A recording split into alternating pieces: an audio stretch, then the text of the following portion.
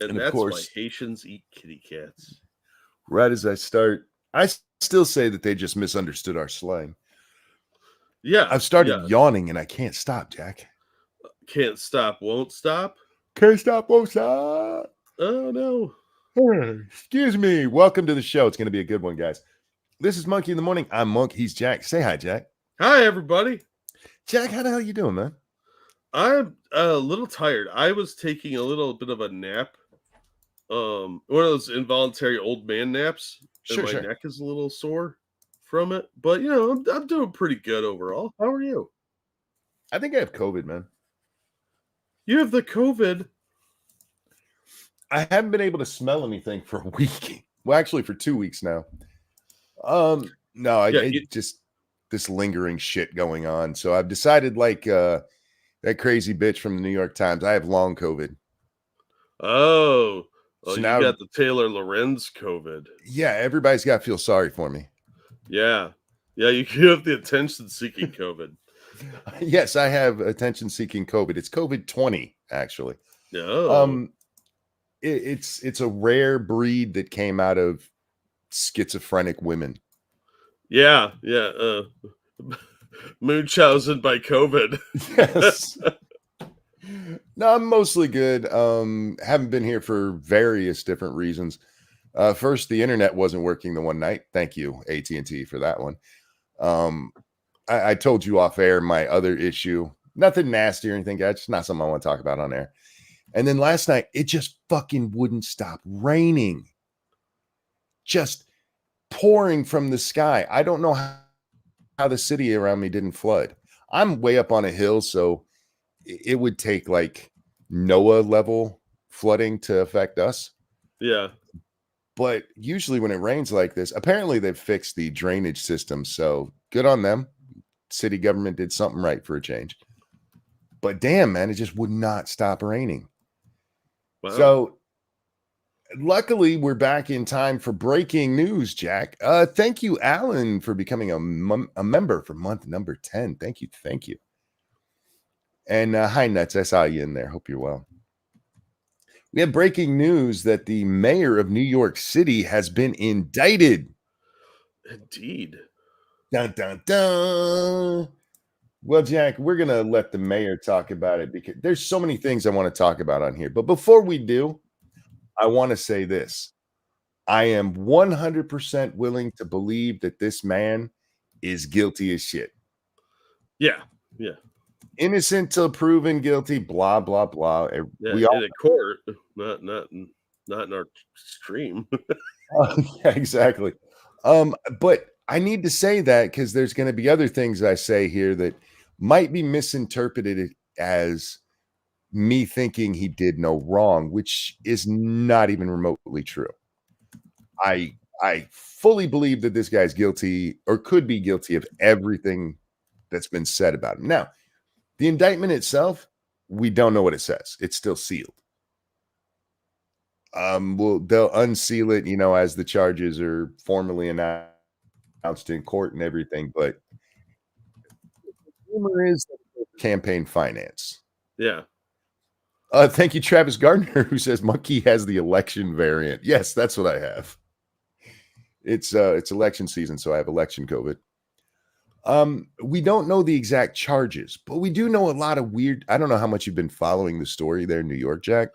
Only kind of passively. Me too. And because of this, I did a little bit more digging, and we're going to watch a video from, I think it's the Fox channel there, where they break it down a little bit so that we see more of what all's going on. But before we get there, we're going to watch Mayor Adams, who this is just weird to me. This whole video, I don't know if you've seen this, Jack, but he came out and did a little press statement, official video, Oval Office kind of thing. I did not watch it. Is it just me, or does this guy have like something wrong with the symmetry of his head? His head is large in a weird way. Yeah, I can't place it, but there's something about this dude that just looks a little uncanny valley. Like it's just not right. It looks like his head was photoshopped onto the body. Yeah. I think that might be it. Because I mean, it's The head itself isn't disproportionate to, its features and everything. It's fine. It just doesn't go with his body. It's like he should be a bouncer somewhere with a head that big. Yeah. He should be like Preach over there on ABBA and Preach. I'm just saying, yeah, he's good. And look, I have a giant head, so it's okay. Anyway, bad character design. Stop. Yeah, he's got no neck. That's a good point, Rodline. That might be it. I mean, it does kind of look like he's done some bodybuilding. You get this with bodybuilders because notice, I mean, there is a distinction there, whereas deltoids and everything are, but it's that bodybuilder kind of thing where it makes it look like they have no neck. Oh, human growth hormone. Yeah. Yeah. That's a good point, Monkey. No, none of those guys juice in any way, man. It's totally natural that they're totally natural. Built in a way nobody ever was until steroids came around. Yeah, right? It's a weird coincidence how body shapes changed at that point. All right. But this is a statement Adams put out before the indictment came down. And it's just weird, Jack. My fellow New Yorkers, it is now my belief that the federal government intends to charge me with crimes. Who makes a statement going, I believe they're going to indict me? I mean, people are clearly under indictment. Isn't that weird? It's now my belief that the federal government intends to charge me with crimes. One, we know from reporting that his lawyers met with the DOJ earlier this week, back on Monday. So that's probably why he had this belief, Jack. Yeah, it seems to be one of those, what do they call it? Premonitions? Yes, yeah, he had a Miss Cleo moment. Yes, although Miss Cleo would have saw this coming a mile away. But anyway, I want to watch this whole thing because my whole interest in this pops up right around here, but we'll get there.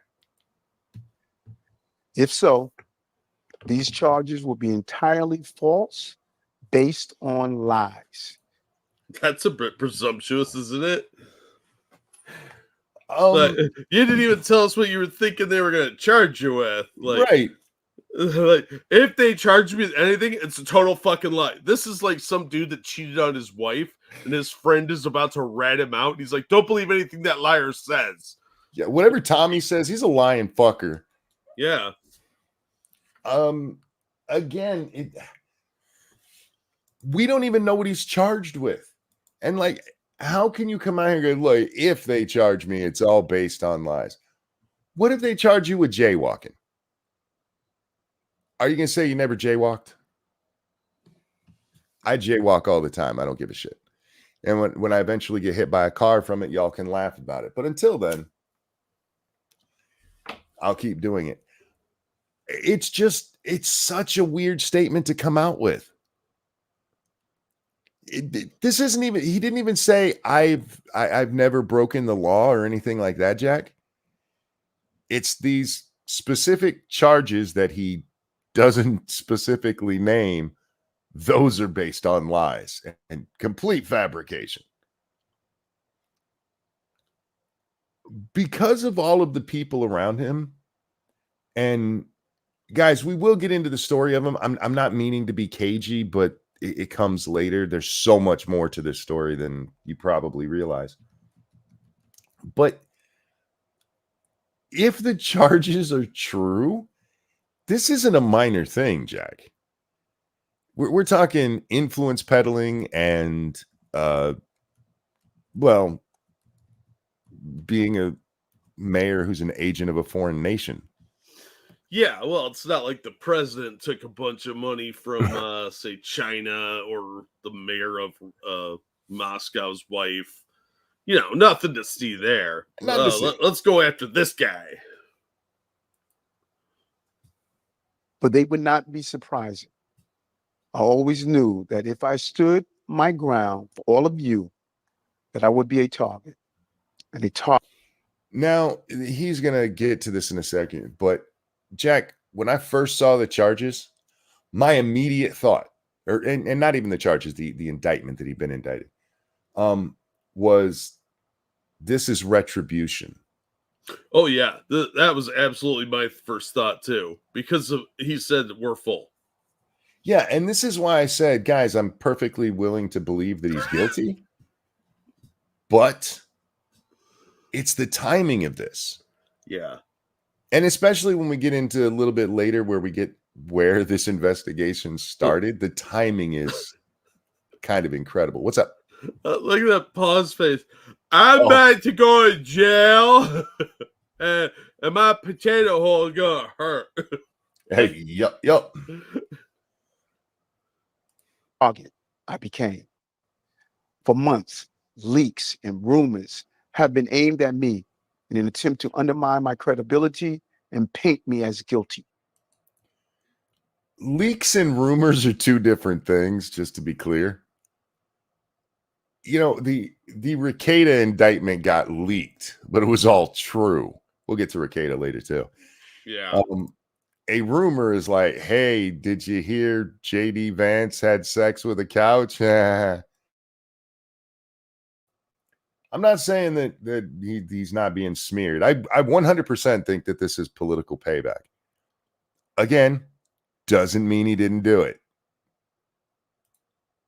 Just this past week, they searched the home of our new police commissioner, looking for documents from 20 years ago. Just one. That part is interesting too, because nothing I've seen in any of the reporting shows that they were looking for something from 20 years ago. Maybe it was listed specifically in the search warrant, and that's how, you know, hey, 20 years ago, Mayor Adams stole something. I don't know what they would be looking for 20 years ago. Yeah, especially from the new police commissioner. Yeah. But so it's kind of weird. That part jumped out at me because almost everything else about this, and I say almost because I haven't read literally everything, but everything about this is from 2021 to now. With a big emphasis on 2023. Yeah, most of what I saw seemed to relate to 2023-ish. About the police commissioner, especially. I don't remember seeing anything mentioning 20 years ago. And that could just be him obfuscating the whole thing.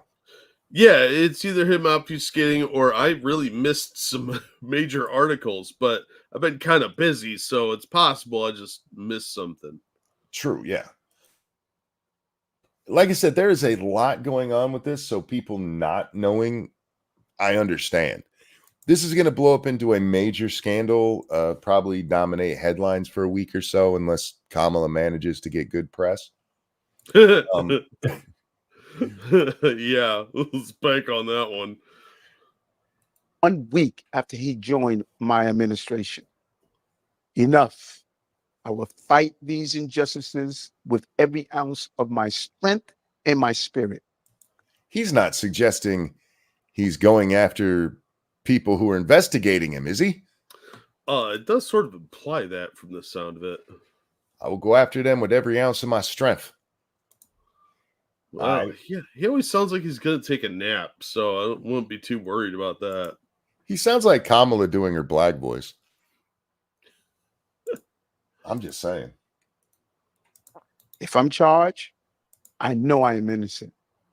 I will request an immediate trials so the New Yorkers can hear the truth. New Yorkers know my story. They know where I come from. I have been fighting injustice my entire life. That fight has continued. Didn't Elliot Spitzer fight crime his whole life and then go to prison? Yes. Well, you mean client number 5? Yes. A lot of people who get into law enforcement break the law. I mean, it's just known. I really get tired. I have done this my whole life. One, no, you didn't. You weren't running around at 10 policing your neighborhood, all right? If you want to say my entire adult life, I mean, at least you got your job on the up and up. You didn't suck your way into power that we know of. Yeah. But It's a meaningless, I've been fighting crime my whole life. Doesn't mean you didn't engage in any. It just meant you went after other criminals, and used it to hide the bad shit you were doing. Yeah, and maybe in his mind he could justify the bad stuff he was doing as like, well, it wasn't a crime because I was doing it. Or yeah, I might be bad, but I'm much better than they are. Yeah. Yeah. Corruption is corruption. Some people Indeed. find ways to justify their corruption. Training Day. Yeah, exactly, Matt. That's the officers in Training Day, yes, they were corrupt as shit, but they did enforce the law too. Yeah, it's like the Shield. Like the Shield. Yes, a great example of that. And no, not all cops are like that, but people like to hide, especially corrupt people, behind what I've done. Yeah, but we're not talking about you throwing a drug dealer in jail right now. We're talking about you and the very real possibility you were taking money from Turkey in violation of, federal law. Yeah. Yeah. Look, bad people have been in every single position known to man. Yeah. So it's going to happen at some point, and that's why you have to be careful to weed these type of people out, because they start doing nefarious things. They're going to keep doing them, and they'll get better at hiding it. So yeah, he might be guilty of this, and if he is, he should be tried. True. But the timing is what's really suspicious. Well, just wait a second here, Jack. You as your mayor, despite our pleas, when the federal government did nothing as its broken immigration policies overloaded our shelter system with no relief, I put the people of New York before party and politics. Even he thought the same thing we did. He specifically mentions the immigration crisis, Jack. Oh, he knows. He knows why they're stabbing him in the back. And it's got to be because of the immigration thing. It's the only reason Democrats would stab each other in the back is you violated one of their core tenets. Well, look at the two main topics for people in the election. Well, there's three because Kamala really wants to kill children. That's true. The two that the Democrats are just getting killed on is the economy and immigration. Yeah. Now, Mayor Adams starts talking about the immigration problem. Remember these dates in April of 2023. And he really goes hard on the administration. This one's important in September of 2023. You guys can go look up the stories. That's what I did, Jack. Like, when was he talking about this? And yeah, April's when he first starts bringing it up, like, we are getting overloaded here. And then September, we're like, the fuck are you guys doing? You're killing us here. So I just thought we don't need to watch the rest of this. I just thought it was interesting. Even he brings this up, that maybe it's the obvious choice. But here's my problem. I don't want to be conspiratorial minded. I don't. I want to believe that they found out this guy was doing bad shit and the timing just happened to be that when he's doing this, what do I want to call this? It wasn't really a campaign against Biden. It was a campaign to try to get the federal government to give them money because New York was going broke dealing with this shit. Yeah.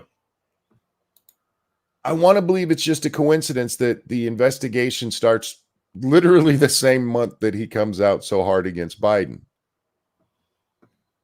But when you have a party that is so openly talked about using lawfare for retribution, I want him to go to jail if he's guilty, but I don't want to think that, okay, they were going to allow him to keep being a dirty piece of shit as long as he played ball.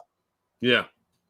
Yeah, that's the disgusting part is they probably have the dirt, but they were keeping it in their back pocket. Mm-hmm. Many people have brought up that he was pictured with Diddy. He gave Diddy a key to the city and stuff. And like, it's because of Diddy. No, it's fucking not because of Diddy. But the Diddy thing is kind of relevant because that's what Diddy did to people.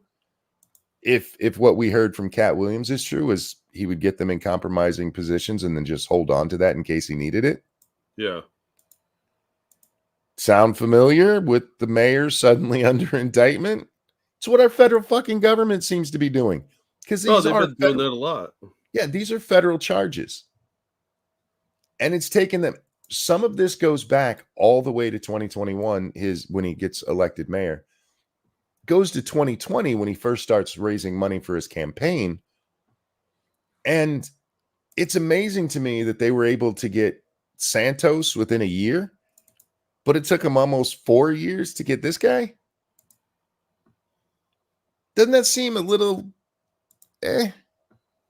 coincidental? No.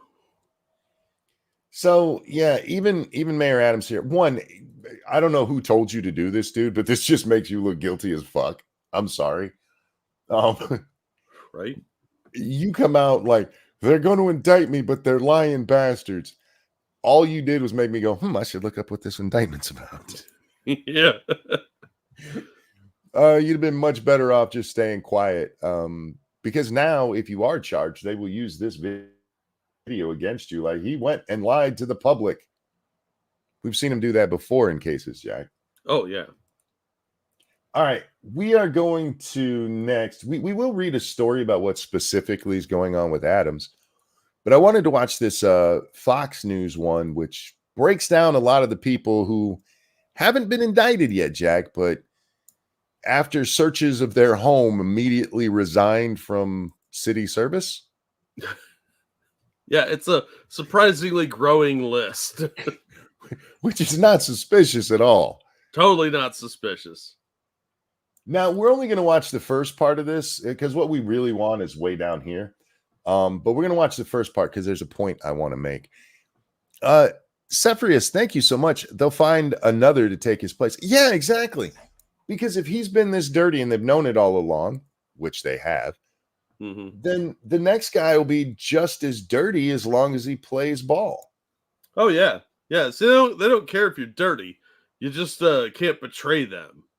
Look what happened with Cuomo.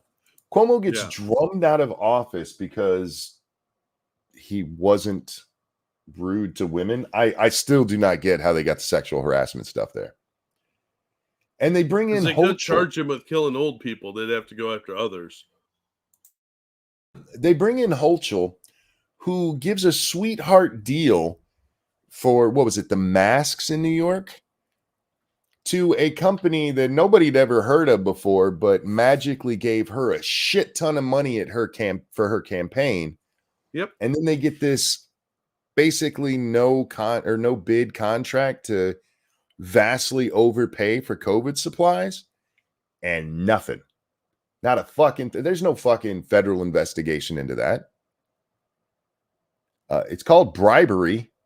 It's illegal. But nobody's looking into that shit, Jack.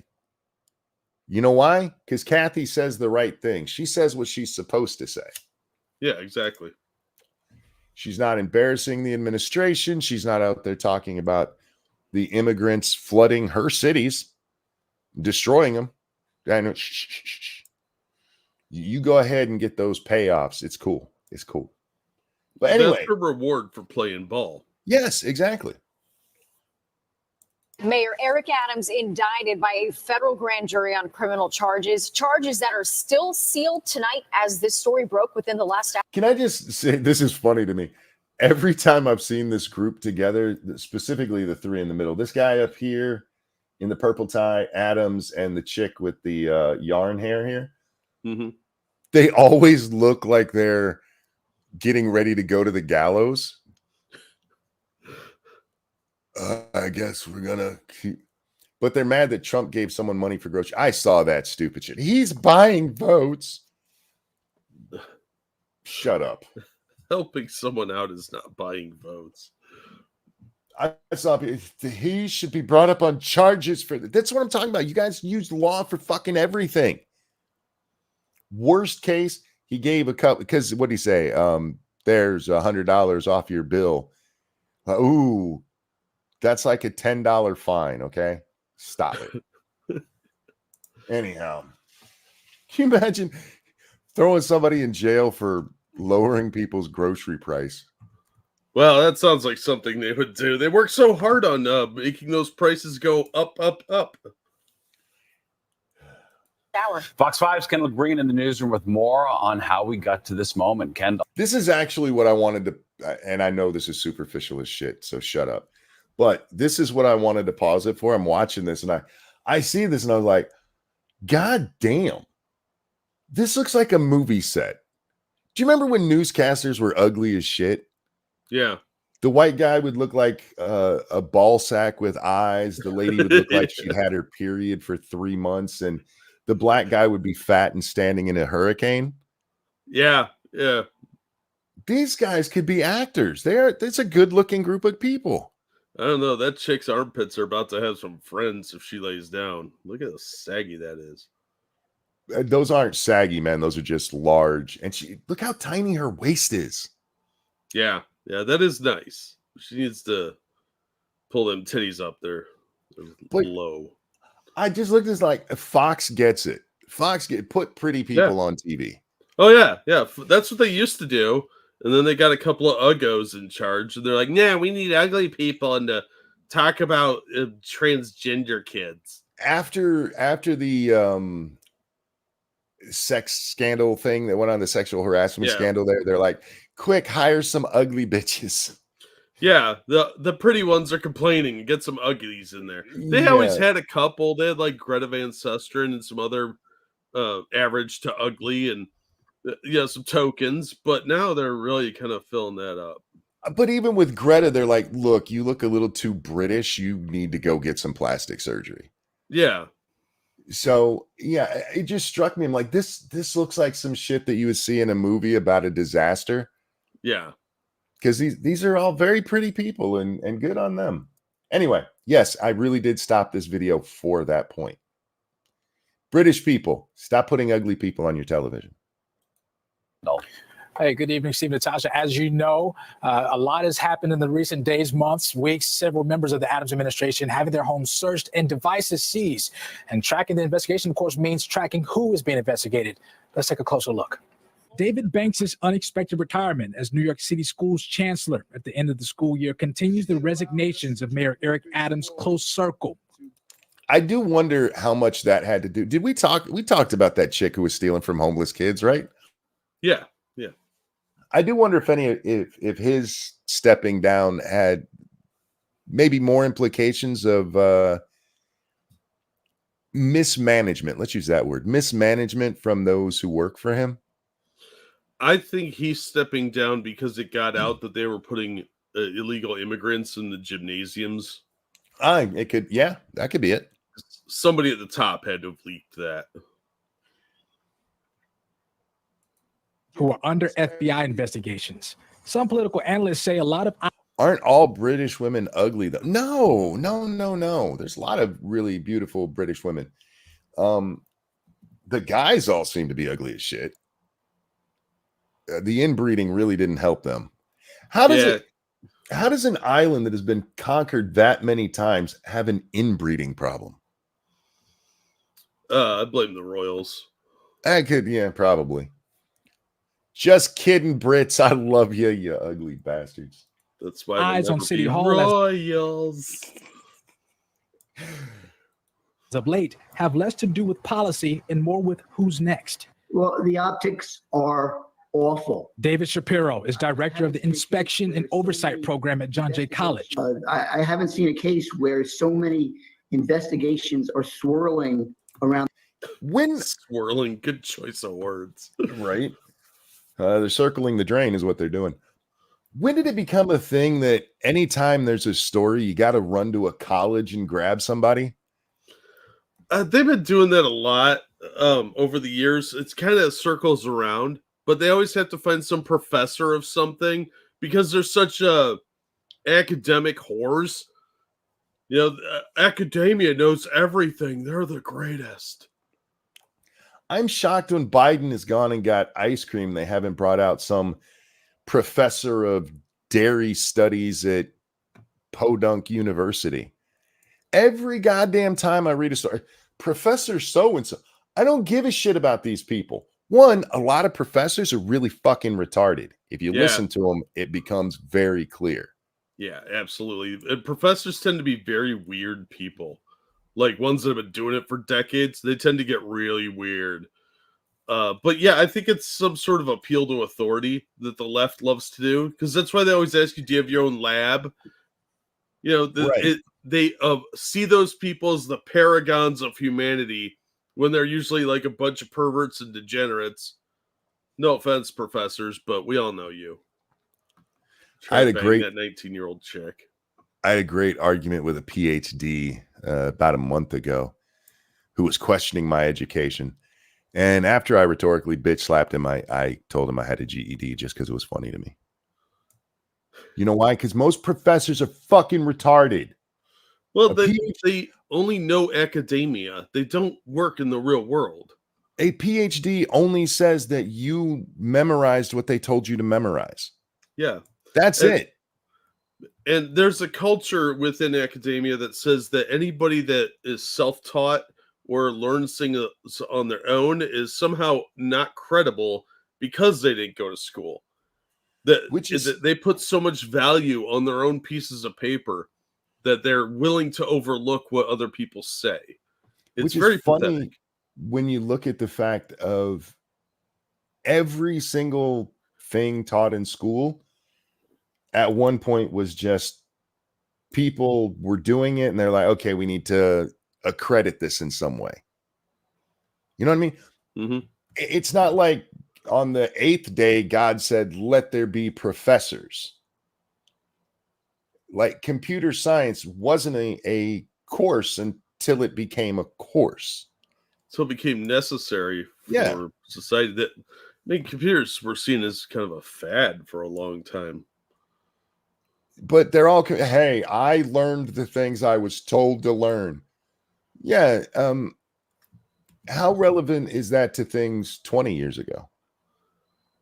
Yeah, I mean, I would take a professor from 1940 over any professor now because they would have had a broader range of study than the modern indoctrinated leftist cult member. But anyway, this former he's a former prosecutor in John Jay College of Criminal Justice, Professor Dave Shapiro. He wants us to know that, yeah, a lot of people quitting after they've been searched. That's concerning. Well, thank you. I wouldn't have figured that one out on my own. Thank God college professors exist. Oh, I know. It's a good thing they're there to tell us how everything works. On the orbit of one individual in the name of the mayor. On September 4th, federal. No, okay. You can go, hey, there's a whole bunch of people who've gone to jail and they're all in the orbit of the. They all worked for the city in high up positions. They're also in the orbit of the janitor at City Hall, for fuck's sake. The true mastermind of this scheme. It's usually the janitor, man, because he didn't go to college. That's who they're going to try and pin it on. The janitor's probably the most honest person in that building. I think you saw that one. The janitor always mops twice. The Always Sunny episode. Yeah. I just watched that again the other day. It is such a good episode. Frank got diarrhea poisoning. Investigators raided the Harlem home David Banks shares with his partner, First Deputy Mayor Sheena Wright. They have a lot of deputy mayors in New York. I learned from this story. Yeah, they have a massive bureaucracy over there. She is first. We'll take this back just a moment, because this is the part that we really need to see. It's after Shapiro stops talking, because this is where it lays out all the different people, and I will do my best to shut the fuck up so you guys can just listen to it. But notice first deputy mayor. That's not like she's the first one ever. That's actually the position. They also have like a deputy mayor of diddling themselves. I don't know. They have just a shit ton of them. We don't even have that with the presidency, and that's for the whole fucking country. Yeah, but the commies have infiltrated city level way more deeply. Way All more right. easily, I should say. Like I said, I'm going to try to shut up for this. I know I won't be able to. But please recognize the effort. Individual in the name of the mayor. On September 4th, federal investigators raided the Harlem home David Banks shares with his partner, First Deputy Mayor Sheena Wright. Their electronic devices were also seized. The name Banks comes up repeatedly in this. It's apparently a group of brothers who are corrupt as shit. Or at least that's what. Not know how to spell Krasenstein, or yeah. Banks is easier, for those college educated folks. Yes, I'm going to keep ripping on you if you paid money to go get indoctrinated by retards, and you didn't need to. There's jobs that you have to. It's just part of the thing. But there's a lot of people going to college. You're just paying to get stupid. Stop it. Wright was appointed by Adams in 2023. Raids were conducted at the home of Philip Banks III, the chancellor's brother and current deputy mayor for public safety, and the home of former NYPD officer Tim Pearson. Pearson is a senior public safety advisor. Investigations of Adams' circle began last November, with federal agents searched the home of Adams' chief fundraiser, Breonna Suggs. Did you notice when they said that started? Last November. Do you guys remember the dates I told you to keep in mind? It was last September that Adams went after Biden and the administration on immigration real hard. The very next month is when the investigation into this starts. Now, again, guys, I'm not saying he didn't do anything. I'm not saying he's not guilty. I'm not saying that they shouldn't be investigating. I'm just saying that's coincidental timing. Excuse me. Jack, we talk. Yep. Coincidence is a good way of saying it. I mean, it could possibly be retaliatory. Our government would never utilize the law or their law enforcement officials to go after people they didn't like. People that just walked around in empty buildings, stuff like that. They would never, ever do that. They would never go after somebody that had a different idea for their policy that was in their own group. Why would they eat their own like that? That's just not possible. Not possible. I mean, he just spoke out against the sainted illegals that are going to change our entire culture to a third world shithole. Sin Nikki, thank you so much. Ouch, Monk. I paid cash for my engineering degree. Engineering is a degree you should get. Basket weaving is not. Yeah, lesbian poetry, probably not worth the money. Yeah, so their investigation just happens to start the following month after Adams kicked up a hornet's nest there. And let me tell you, if Kamala loses, they're going to execute this motherfucker. He's going to be the first person ever put in the electric chair in New York for bribery. I mean, I wouldn't be surprised. Last November, with federal agents searched the home of Adams' chief fundraiser, Breonna Suggs, as a part of a probe into campaign donations with possible ties to the Turkish government. New York City Sheriff Anthony Miranda and his office are being investigated over money confiscated from illegal pot shops. In February, investigators searched the homes of Winnie Greco. Greco is the director of Asian Affairs. Former police commissioner Edward Caban resigned 2 weeks ago after his home was raided by the feds as well. His replacement, interim police commissioner Tom Donlin, who says the FBI also searched his home soon after he was named. And now comes word the mayor has been indicted, to which Shapiro reminds us, while the optics may be bad, people are innocent until proven guilty. Yeah, I don't need to hear him tell us that again. They don't mention in here that Adams is, I think it's a lawyer for the city, but his chief counsel resigned and basically went, yeah, I can't, and just left. Her resignation was like a 2-sentence letter. Yeah, everybody in his orbit is just like getting indicted. And I kind of don't like the way this is being framed, because a lot of this, from what we've seen, only Suggs down there would be directly implicated in what we think the indictment is going to be about when it's finally released. She's probably the linchpin of all this. Yeah. All of the other ones, it's for other, let's call it shady business practices. I don't know. Based on what I'm seeing, sounds like the feds are going after a bunch of black people. It really does. As Meh said, Tom Donlin did it. He's the only white guy. You know the white guy's behind it. He's the man. The man is who always gets them, right? No, it's like that movie where they wanted to start up a black bank and they hired a white guy to look like the face of it. Oh, yeah. He's just the front man. He's the front There's man. somebody else behind it all. But yeah, so a ton of people in the mayor's orbit have been in trouble. And they only mentioned 2 of the 3 Banks brothers in this segment. But several of the articles I read mentioned all 3 of those guys are at the very least being looked at. Oh.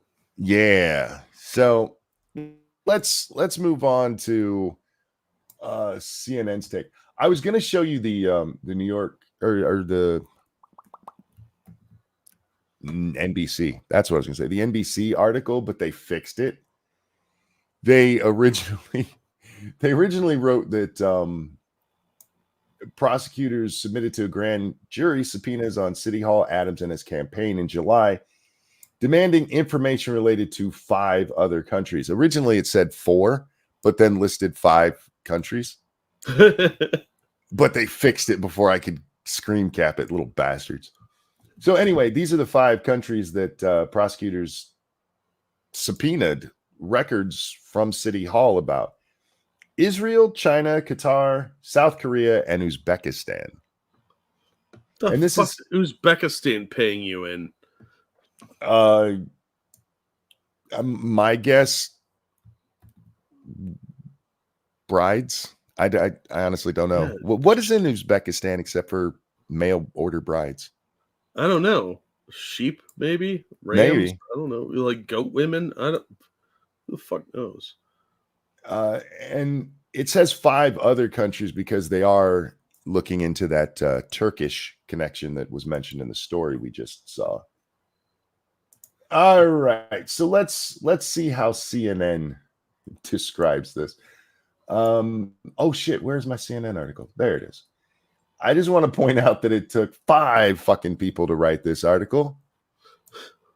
Do you remember when you used to open up a newspaper and there'd be a long ass article and it was written by one dude? Yep. Back when people worked for a living. New York Mayor Adams has been indicted on at least 1 federal criminal charge. Multiple sources familiar with the matter tell CNN. They love their sources familiar with the matter. The Times was the first to blah, blah, blah. The indictment follows a months-long federal investigation that just happened to start right after Mayor Adams bitch slapped the Biden administration publicly by the U.S. Attorney's Office in Manhattan. It is important to notice it's the U.S. Attorney's Office in Manhattan, but the U.S. Attorney is a federal employee. I bring that up, Jack, because of bringing up Santos earlier. The Santos indictment, all of that was the feds, the federales. Yeah. So is this.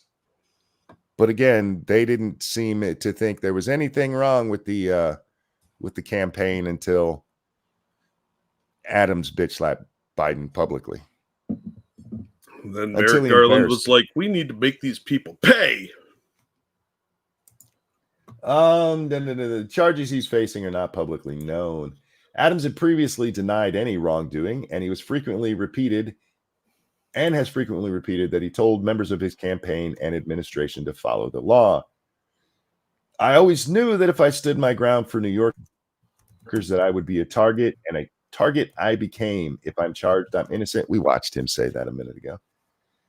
And by minute, I mean probably about 20 minutes ago at this point, but the mayor's expected to have several days to turn himself in. Prosecutors previously informed his attorney that if charged, he would be summoned to surrender at a future date. I don't know why that needs to be. Hey, if he's charged, we're going to We're going to arrest him. Really? Are they Is that how doing- that works? Adams was at Gracie Mansion, the mayor's official residence, when word of the indictment broke. It took 5 people to tell us that he was at his house. He was at home. Could you get Gina to verify that? Yeah, he was at home. 5 people, Jack. No, I think that conversation went something like, what do they call that thing where the mayor lives? Google Went it. around as they're passing the joint around, and there's somebody was like, his house, man? And they're like, yeah, that. Put that in there. Adams had not been formally informed of the indictment when news broke Wednesday night, multiple sources told CNN. The indictment is a dramatic fall from grace for the mayor of America's largest city and a stunning accusation against one of the nation's most high-profile offices. How is it stunning when you don't even know what the charge is? It's stunning and brave, Monkey. It's a stunning accusation. You don't even know what the accusation is. 5 fucking people and none of them caught that. Your hate facts have no place here. He's a traitor. Adams, a former blah, blah, blah. Don't care about that part. Sources, Adams' lawyers met with senior DOJ officials. They In an met attempt- with a dog? Yes. Was his lawyer dog? It was a lawyer dog. Lawyers for Adams met with senior officials at the Justice Department last week in a bid to stave off federal criminal charges, multiple sources familiar with the meeting told CNN. The meeting between Adams' lawyer Boyd Johnson and Brenda McGuire came after they met with the U.S. Attorney's Office in Manhattan and were told prosecutors plan to seek an indictment of the mayor. This is how he knew the charges were coming and was able to make a video about it. Because they expected him anyway, and they were like, could you go please beg them not to do it? I'll be a good little boy, I promise. I'll stop talking about the illegals. We'll take more. We'll take more. How about that? But it was too late, Jack. Yeah, he was already a traitor. Once a traitor, always a traitor to these people. There's no redemption. Look, they know Kamala, if she loses, it's going to be the economy and immigration. Those are the two issues. And the moment, and this would have been the same with Biden in there. That's why the investigation started then. They knew even at that point that immigration was already a big deal. And Adams, he crossed the Rubicon, man. Yeah. Yeah, he betrayed them. He metaphorically stabbed Caesar. And how dare you do that to our chosen candidate of the deep state? And our Chinese overlords are very upset about it. And you know the fucked up part about that? If we're correct on this and he's correct on this, he really was doing his job at that point. Yeah. He finally was sticking up for the people of New York. Yeah, and we were all shocked. Don't get me wrong. Yes. I'm sure he was too, but he was actually doing the right thing there, but at least half-heartedly. He didn't actually stop anything or deport anyone. Well, there wasn't a lot that they could do. Yeah, because of the sanctuary city laws. Yep. So, yeah. Eagle says, I was shocked that he came out because he had been a sanctuary city person, but with the overwhelming numbers that were coming in, I'm not shocked that he finally did, because even if you're fully on board, there comes a point where, like, dude, I still need to have my job in my next election too. Yeah, they could have tried to downplay it. So I do respect him a little bit for actually saying something publicly. Yeah. But because I think that was a huge political risk, and this is the consequences of that. Yes. But it needed to be done. And once again, I'm not saying he's not guilty and doesn't deserve to go to jail. I'm just saying that if he'd kept playing ball, he wouldn't be facing that right now. They would have been fine with the corruption. Don't care about that. Legal troubles escalated in September. The mayor's legal troubles escalated in September when top members of his staff at City Hall, including 2 deputy mayors, a senior advisor, and the school's chancellor, received search warrants and had their phones seized by federal investigators. Now, this says phone seized. The Fox thing and everything else I've read have said electronic seized, so they could have got laptops and stuff as well. Yeah, most of the stuff probably did happen on people's phones, so. Probably, but a search warrant would have been specific about what could be taken. Yeah. Edward Caban, the former New York Police Department commissioner, also had his phone seized as part of a separate federal investigation and was forced to resign. Days later, Lisa Zornberg, City Hall's top lawyer and one of Adams' staunchest defenders, abruptly resigned. In a brief 2-sentence resignation letter, Zonberg stated that she had concluded that she could, quote, no longer serve effectively in her position. This is why I think Adams is probably guilty as fuck. The city's lawyer looked at this shit and went, yeah, I'm out, bro. Nope. I do not want my name attached to this shit at all. Bye. Yeah, I mean, I get it. A 2-sentence resignation letter, Jack. That's probably better than going into detail, just for your own mental life, mentals and your lifespan. Foreign native says, I'm out, get fucked, 2 sentences.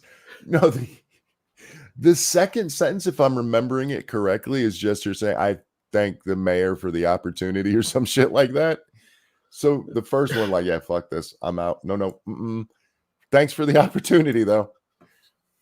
A week later, school chancellor David Banks announced he would retire at the end of the year, stepping down from his position leading the nation's largest public school system just days after his home was searched. So all of these guys, their home gets searched and yeah, fuck it, I'm out. Does that seem suspicious to you, Jack? A little bit, because either they're innocent and they're like, look, I don't know what's going on, but I don't want to get caught up in it. They already searched my house. That's frustrating and annoying. I don't want anything to do with this. Or they're guilty as fuck and they're like, they're going to come after me too. It really sounds to me, and again, I have no proof of this, guys, but like they were threatened. I mean, it is an intimidation tactic to search someone's house. But I mean directly. Oh, they might have been, yeah. Like, if we're taking this stuff, if you're smart, you will resign. Yeah. Just saying. If you don't want to be caught up in this by accident, you'll do what's good for you. Unless you want Paulie to come over to your house, you're going to step down. Yeah, exactly. That's my best Italian thug voice. You sounded very My Cousin Vinny right there. Thank you. That's what I was going for. Yeah. No, it's. I think that's exactly what this is. This was sending a message. Yeah. The first sign of trouble came for Adams nearly a year ago. Weird. When federal investigators zeroed in on his chief campaign fundraiser, Brianna Suggs. I want to put a Struggs in there. Suggs it sounds gross. Yeah. It's kind of a weird name. Suggs sounds like slang for droopy boobs. Well, did you see her look picture? At those Suggs. She's got some big old Suggs there, so that's a possibility. Suggs has not been charged. And they executed a search warrant on her home.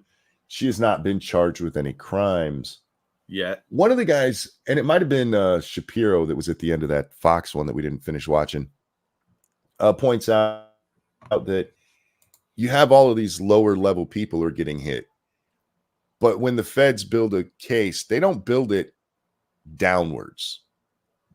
They're not going from the police chief to the deputy police chief to the lieutenant of homicide. You know what I mean? They build upwards. You go police chief, deputy mayor, mayor. Yeah, that's normally how it's done. Yeah, and it really, really does look like that's what they're going for. Can they really get away if they resign? Why wouldn't they go down regardless? Politics. I mean, that's the real answer. Could they still go after him? Sure, if they found anything. Is it in their best interest to? Those people might be useful in the future. Yeah, they might be useful because they got dirt on them now. Or Yeah. they'll get them to roll on their boss, who will then have pressure to roll on his boss, and on up. Assassin of the Grace is agreeing to resign as their way of saying we can make it all go away. Yeah, remember, prosecutors have complete autonomy on whether or not they're going to charge someone. They can be like, step down and we won't touch you. Stay in that job and we're coming after you. And again, I have no proof that happened here, other than 7 people stepping down immediately after they get, searched. Yeah. But, I mean, this looks like a mob thing. Anyway, where are we? Investigators from the FBI's Public Corruption Squad seized phones, computers, tablets, and files from Suggs, according to sources. Agents also executed numerous search warrants at other homes and businesses throughout the New York area in connection with the investigation. One of the companies searched in November 2023 was KSK Construction Group. See, I told you it sounded like the mob. In Brooklyn.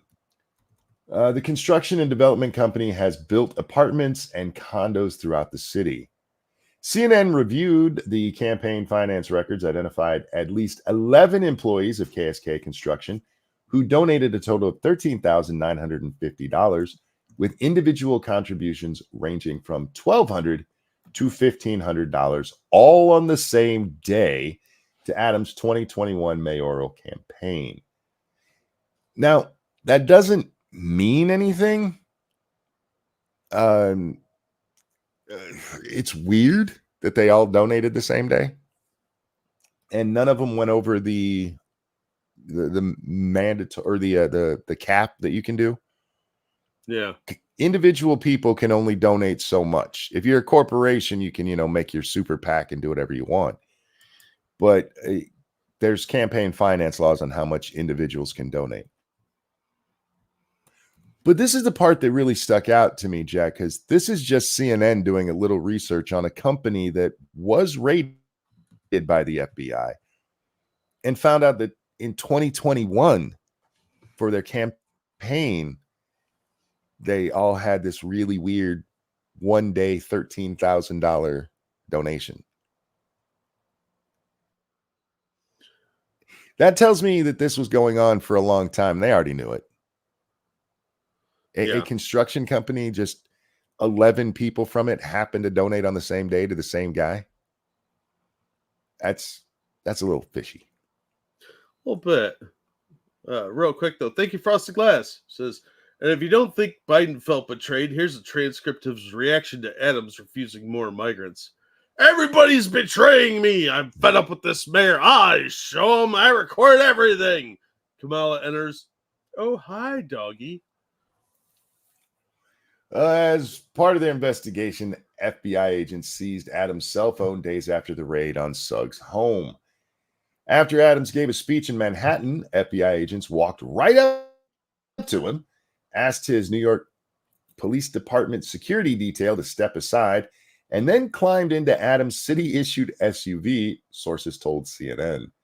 It was there that the agents presented him with a warrant to seize his electronic devices.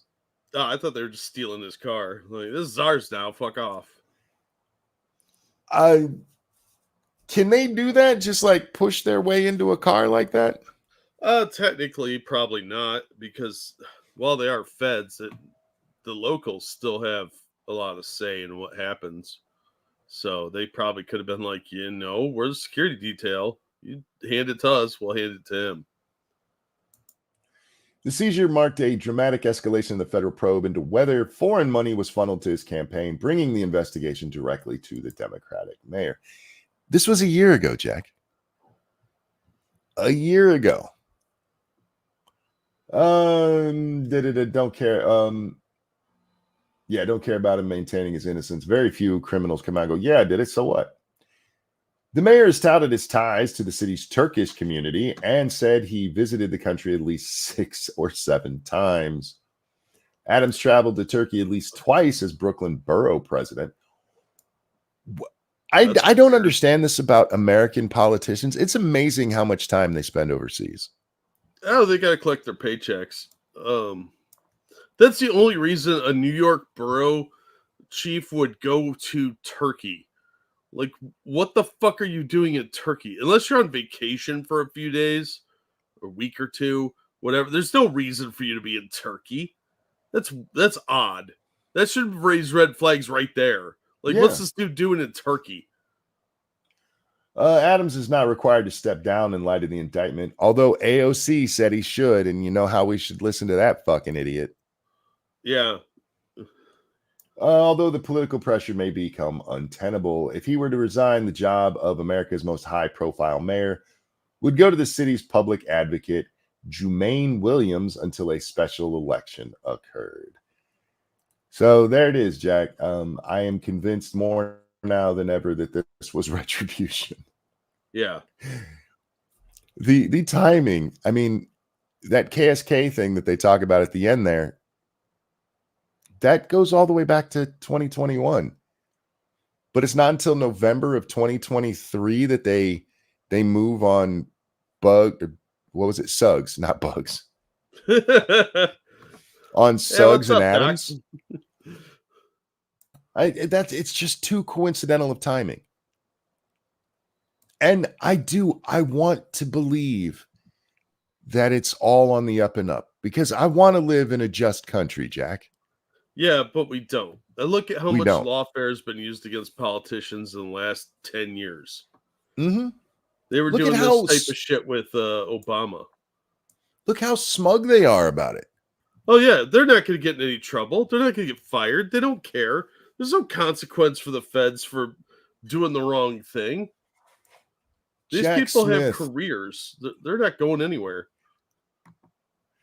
I thought about just skipping this story, but it bears at least a little bit of mention. Jack Smith had refiled the indictment against Trump after the Supreme Court ruling on presidential immunity. And there's a rule apparently in the federal system where a brief to the court, there's a reason they call it a brief, can be no longer than 45 pages long. And Smith is going to get away with, the judge said, yeah, he can do this.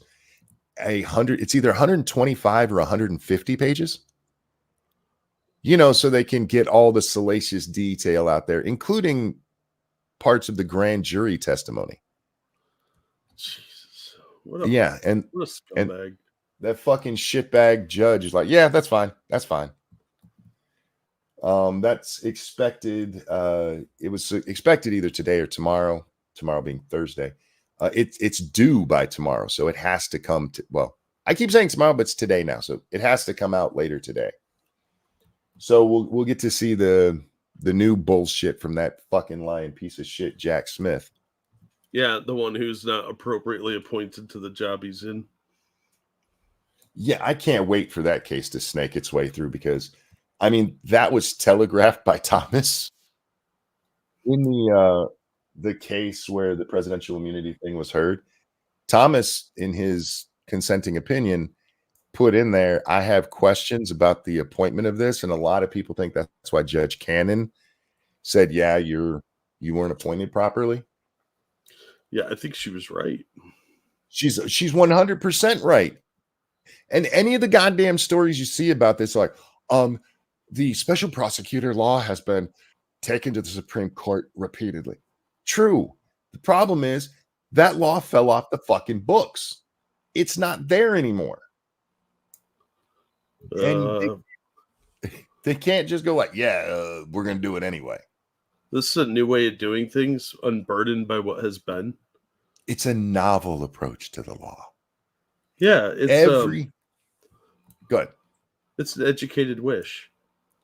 Every goddamn video you see, or video or story that you read about that case, they'll tell you the special prosecutor law has been before the Supreme Court. The special prosecutor issue's been before the Supreme Court. And none of them will point out that the fucking law that was based on expired. Because that's irrelevant. It's been before the Supreme Court is a factual statement. By adding the other, they discredit their own person.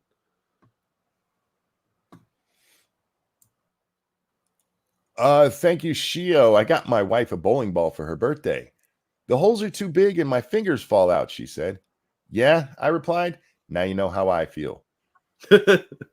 Which is to say, Friday is my birthday. Sing then or now. It's up to you, bud. I plan to be here Friday, but fuck, I plan to be here the whole month. So we've seen how that's gone. Yeah, these things happen. Jack Smith got the conviction against Virginia's Republican governor and was ruled against by the Supreme Court in a unanimous decision. Jack Smith and Alvin Bragg both used what is called novel concepts in law for their different indictments. And both of them have done it before, and both of them have been overturned every time they do it. But that's not what the press tells you when they're, pushing these cases. And there's still a really good chance that the conviction of Trump out there in New York will get overturned on appeal, because you can't bend the law like that. Well, you can if the law doesn't mean anything to you. All right, let's switch to a sexy scandal, Jack. Oh boy, sexy scandals. Shield says Friday. Cool. All right. Bump. No, not that one. This one. RFK Jr. supporters in swing states couldn't care less about sex scandal, and that's good news for Trump. Yeah. Have you been following this? I'm using air quotes because nobody gives a shit. Scandal. I saw it a few times in the early stages, and then I was like, I don't care about this at all.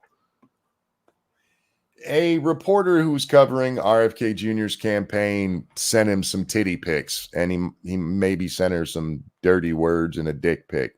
I don't even know what exactly is supposed to have been exchanged in the sex thing. But one, he's a Kennedy, so duh. Yeah. And two, the press made it so sex scandals don't care or don't matter. Yeah. They did that back during Clinton. Mm-hmm. It's just sex. Why is everybody so concerned with sex? Why do you care about? They weren't even having sex from what we know. They just sent dirty messages to each other. Yeah, that's an issue for him and his wife in counseling, not the public at large. Who cares? Oh my God. They talked dirty to each other. You let teachers talk about sex to kids. Yeah. You're the ones that want to cut the genitals off of children. And all of a sudden you're worried about this tepid nonsense that is none of our business. He's not even in the race anymore. No, but this way they can smear Trump with it. Salty Ball says his wiener has that horrible sound too, I bet. Ugh. Oh, yeah. Gross. Yeah, if he grunts when he climaxes, do you think it sounds like he's got the throat thing going on? Yeah, it sounds like a bunch of rocks going through a tumbler. RFK Jr.'s supporters in swing states of Nevada are nonplussed about his reported sexting scandal. And that's good news for the presidential hopeful he's backing, Donald Trump. Yeah, because it would be a real slight on Trump if RFK Jr. was banging some bitch from the media. Yeah. I'm sure the guy that said grab him by the pussy's really going to care. Kennedy, 70, got top billing at a Trump-sponsored Restore America rally in Vegas on Saturday night, drawing a standing room only crowd who either didn't care or didn't even know about the bombshell allegations. It's not a bombshell anymore. That's kind of my point here. The person running on the DNC ticket for the top spot, Kamala Harris, got her start in politics fucking a married dude. Yeah. How are you then going to expect people to care that RFK Jr. might have got tit pics from some reporter? How is that a major scandal at that point? You can't have it both ways. Oh no, it's only if they do it that it's a scandal, because they're Christian conservatives, don't you know? So that makes them hip. Fuck off. And this guy's not even a conservative. He's a fucking Kennedy. Yeah. I actually was watching a 48 Hours last night that made me really hate this shitbag. There was a girl killed in Greenwich, Connecticut, back in 1975. Martha Moxley? Yep. Yeah, I remember that. Moxley was, I'm just going to say it, murdered by a Kennedy cousin. Yeah. And RFK Jr. helped get him out of prison on utter nonsense. Yep.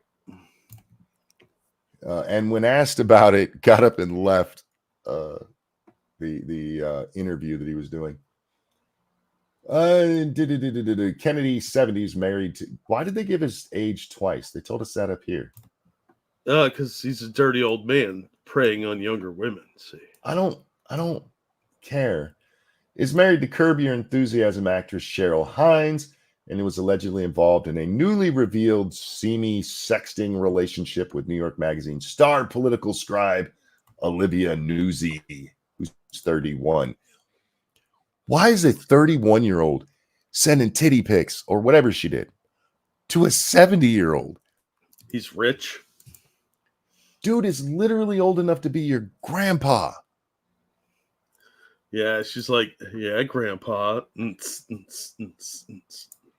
that's not even some weird thing where like your grandpa and parents both had to have kids in their teens. No, I mean, 20 and 20s, 40, you're 30, he's 70. Yeah.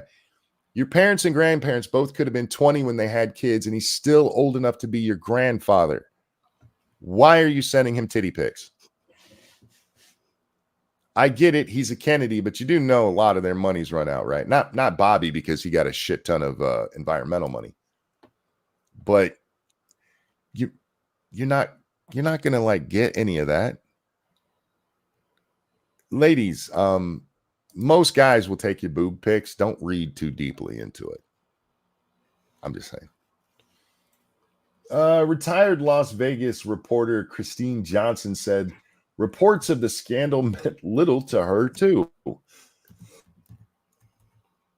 there was somebody I skipped who's... Will you talk?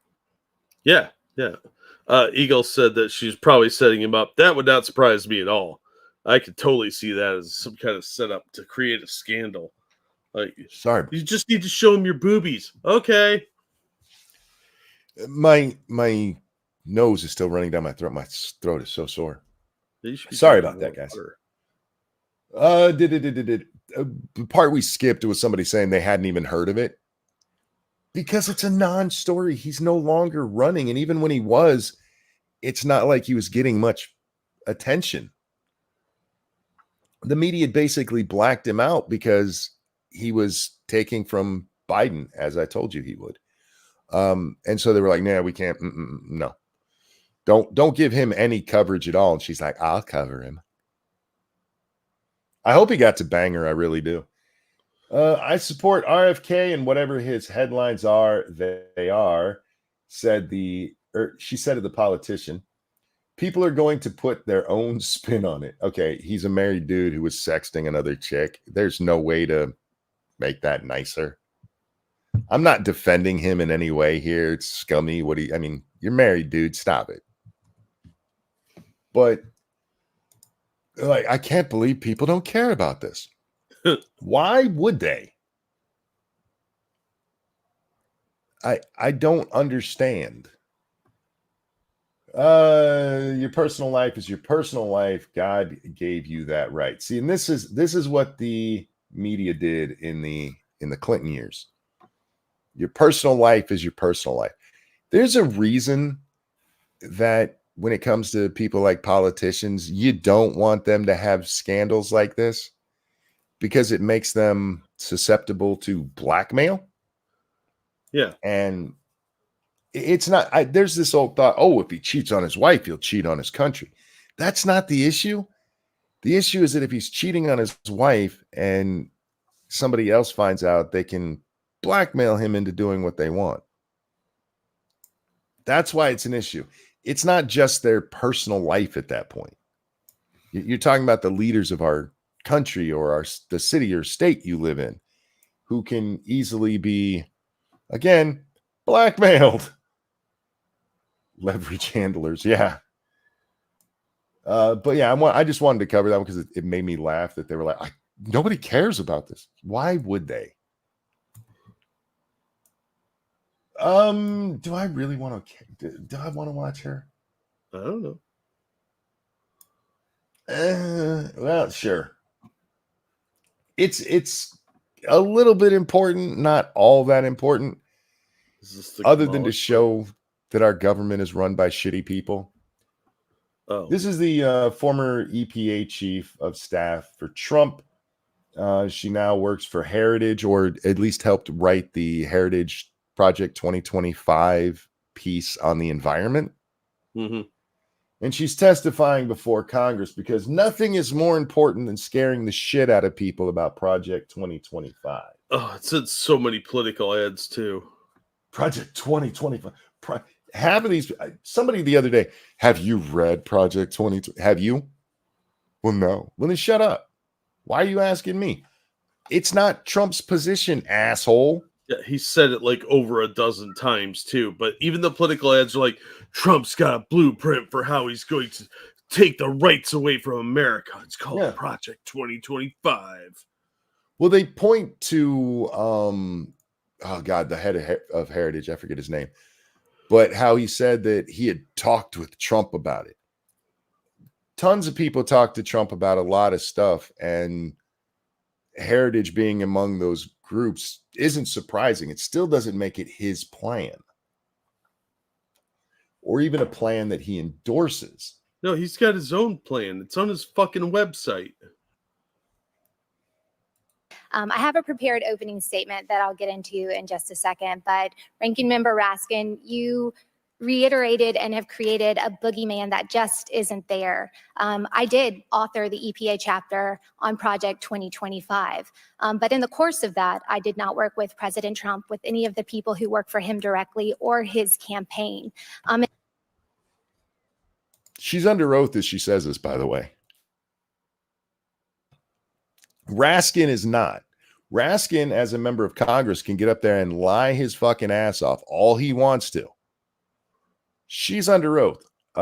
Trump, nobody he knows was even involved in this. And did you see this smug little bitch smile on Raskin's face? I don't care what you actually say, because we're gonna go out there and lie anyway. We can go out there and lie about it anyway. And that's exactly what they do.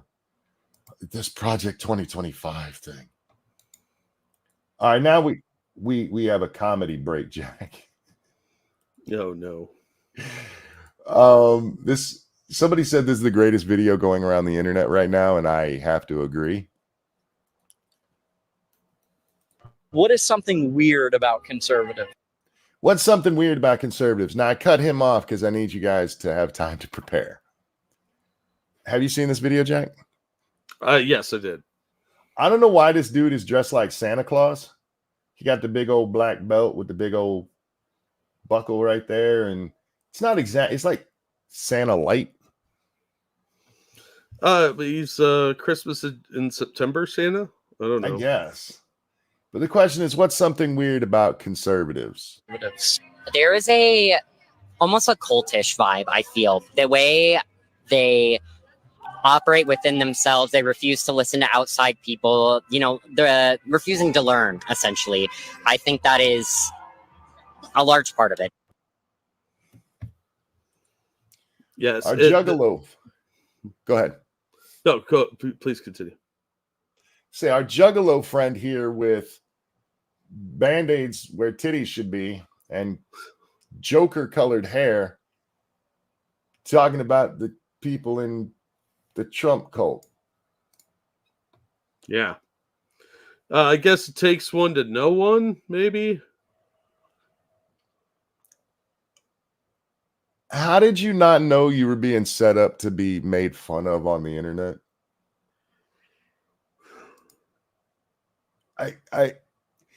Dude came up and asked you, looking like that, what's weird about conservatives? You're not even smart. Looks like a mixed man. Well, given the bandages here, I don't know what this is originally. The chin and jaw definitely say dude, but who knows? But that's the thing. Like, you guys are so weird. Like, have you seen a mirror? John Stossel had a great piece that came out this week where he's talking about the difference in how Republicans and Democrats are treated in the press. We're not going to watch it, but I do recommend.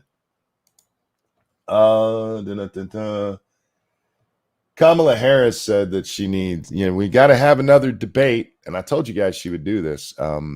We have to have another debate because her poll numbers are sinking. And she was told she did really, really well. Oh, fuck. I forgot about this one. You know what the SAVE Act is, right? Yes. The SAVE Act is basically federal requirement of showing proper ID to vote. And I read one of the dumbest goddamn pieces I've ever read about politics concerning this. It's from a man named Tom Horton, who for some reason spells his name with an H. That's Thom, homie. What are you, fucking British? Pronounce all the letters. Did he hear a who? Wait, what? Maybe. How the Republican war on women extends to voting rights. Married women or women who've been married in the chat, if you changed your name to your husband's name, did you legally change it? Because this article tells me most women who get married don't legally change their name, which is news to me. I've never even heard that before.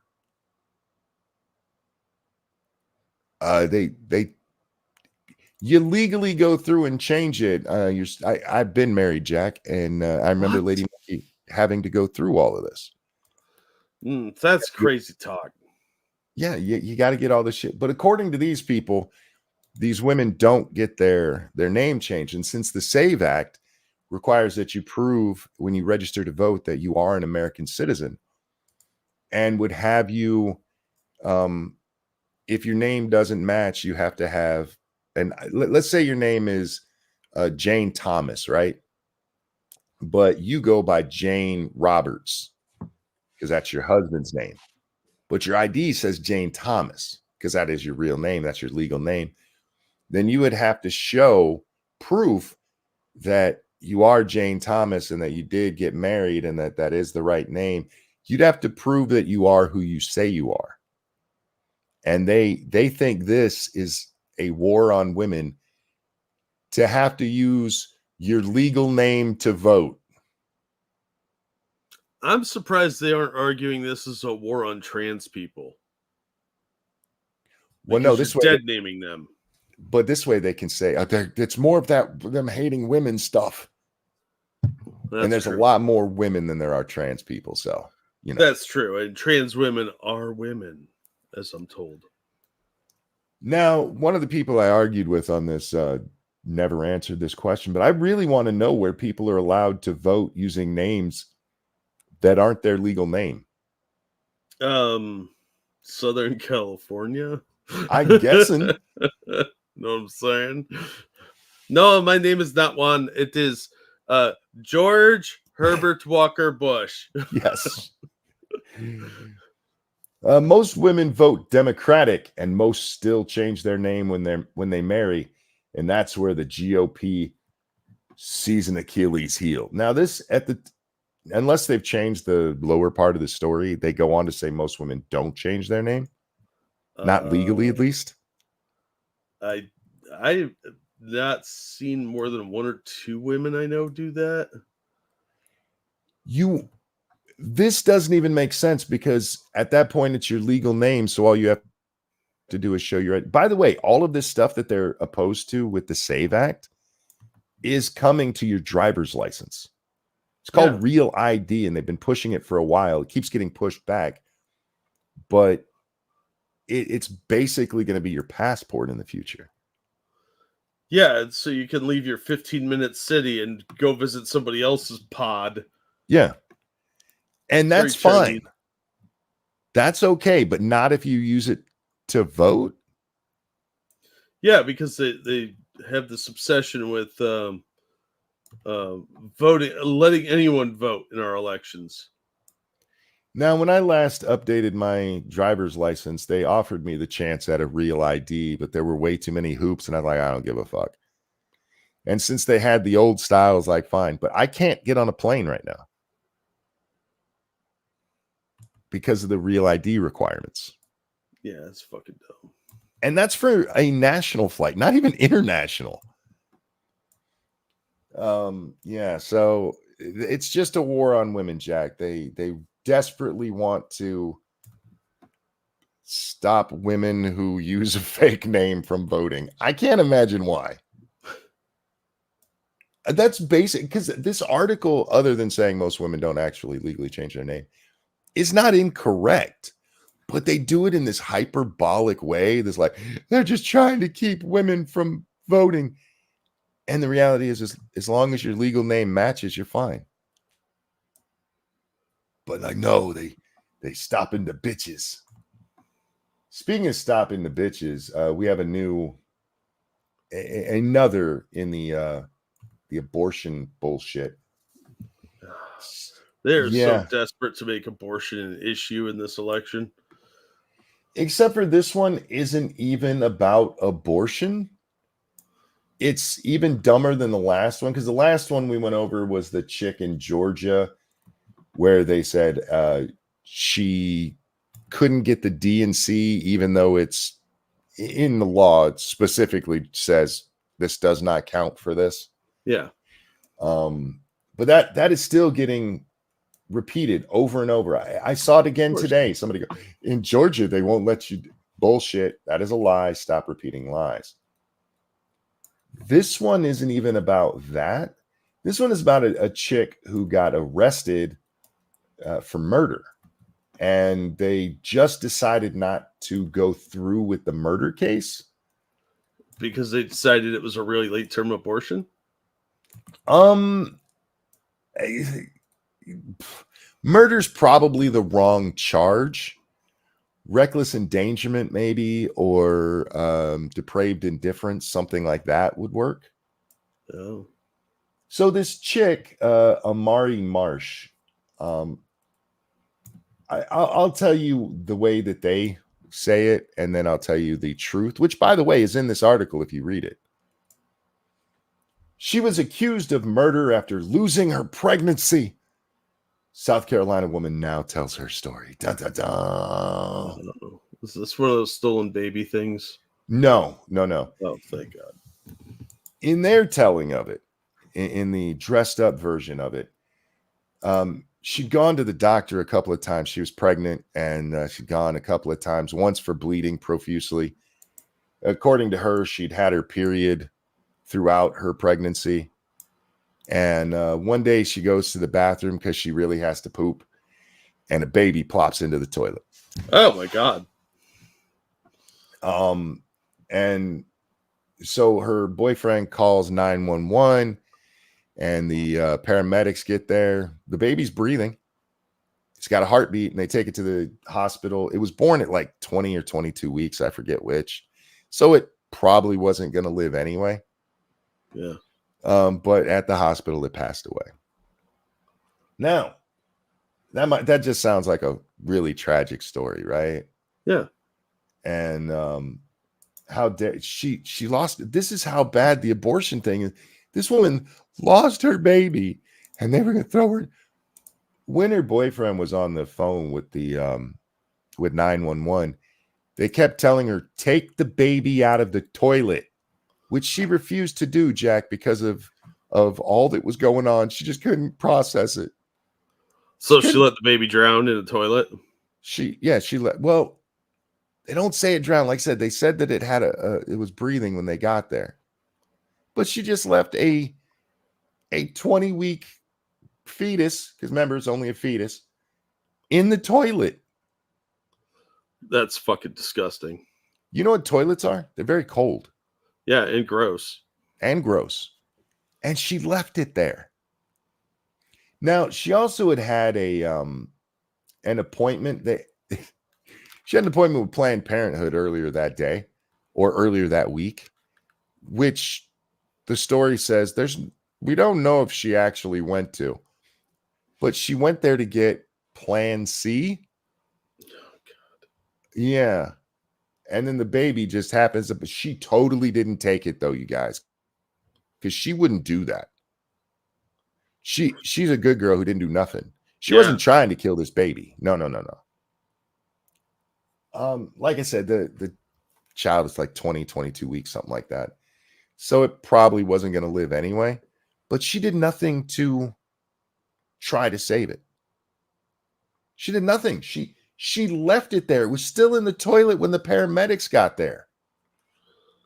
That's fucked up. People are very callous these days, man. I live in the middle of nowhere where there's hardly any or ever an emergency. So you get a pretty quick response time, Jack. And even where I live, response time is at least 5 minutes. Oh, yeah. Yeah. And this bitch just left it. But that's not how the story starts out. Amari Marsh had just finished her junior year at South Carolina University State in May 2023 when she received a text message from a law enforcement officer. Hey, you left your baby in a toilet. But they look at this poor downtrodden woman. Why would they prosecute? She left a baby in a toilet. This isn't a tragedy for her. It's a tragedy for that child. It's because she's black, monkey. Well, look, we know how abortion got big in America. And yeah, liberals have no problem with black babies being killed. It helps keep the population at the right levels. Oh, my God, yeah. So sick. And don't get mad at me for that, guys. That's why Democrats love it. Literally, the black population would be double right now, at least, if it wasn't for Roe v. Wade. Yeah, probably actually larger than that, because all those kids would have had their own kids at some point. Just with the ones we know were aborted, it would be double. But it's totally not a racist thing. No, Margaret Sanger was just trying to control the black population. She's not totally didn't put it all in. Somebody actually told me that they put it in black areas because they were poor and it was better for them to get abortions. Like, what about poor white areas? There's more of those than there are poor black areas. Yeah, just statistically, because there's more white people. Yeah. Why are black people half of all abortions? How come you never hear that when they talk about, like the disparity in prison populations? We're not allowed to talk about that, monkey, because that's racist or something.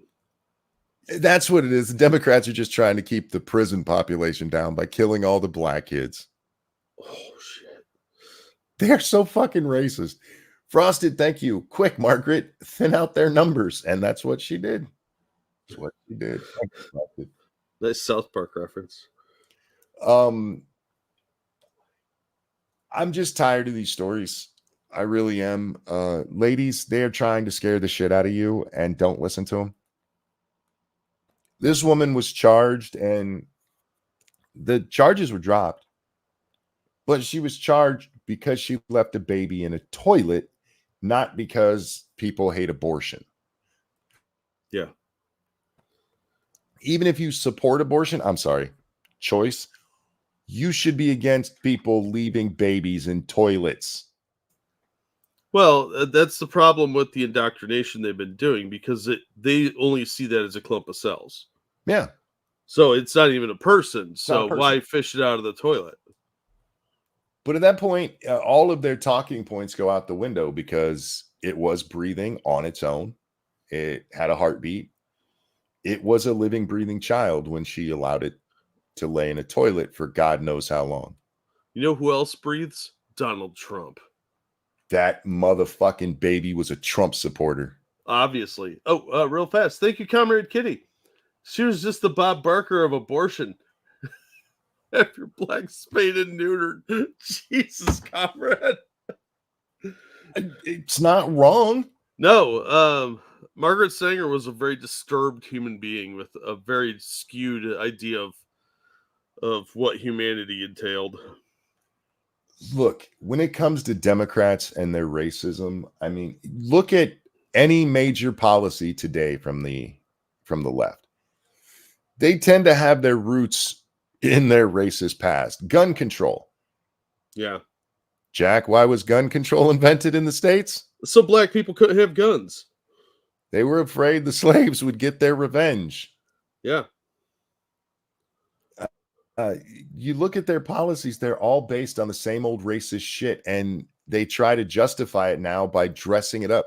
No, you don't need guns because guns are weapons of war. Like in the revolution, you when do, they use those weapons of war. You do realize literally the weapons they were talking about in the Second Amendment were the ones they just fought a fucking war with, right? Yep. Well, not those weapons of war. Those ones are fine. But yeah, that was a bunch of slave owners with guns. Jeez, monkey. Go back to 2020. Remember, like, hey, if you saw pictures of black guys with guns, then the Republicans wouldn't like it, and Republicans, oh, look, cool, they're arming themselves, and if they're exercising their Second Amendment, and liberals went, but no, Negroes shouldn't have guns. What the hell? They're so fucking racist, and they get away with it constantly because they dress it up as fine. Abortion is the worst of all. It is so goddamn blatant. Yeah. They literally cut your population to half of what it should be. And you guys are cheering it. I get it. You don't want to pay for that baby. I understand. But come on, Buck. No, this is about women. No, it's not. No, it's not. It's about racism, and it's always been about racism. One person told me, Jack, that it was about, they actually quoted Sanger, saying that it was a way to liberate women. Like, so they didn't want white women liberated? Why did they only do it in black neighborhoods? I know, she was totally misunderstood. Totally misunderstood.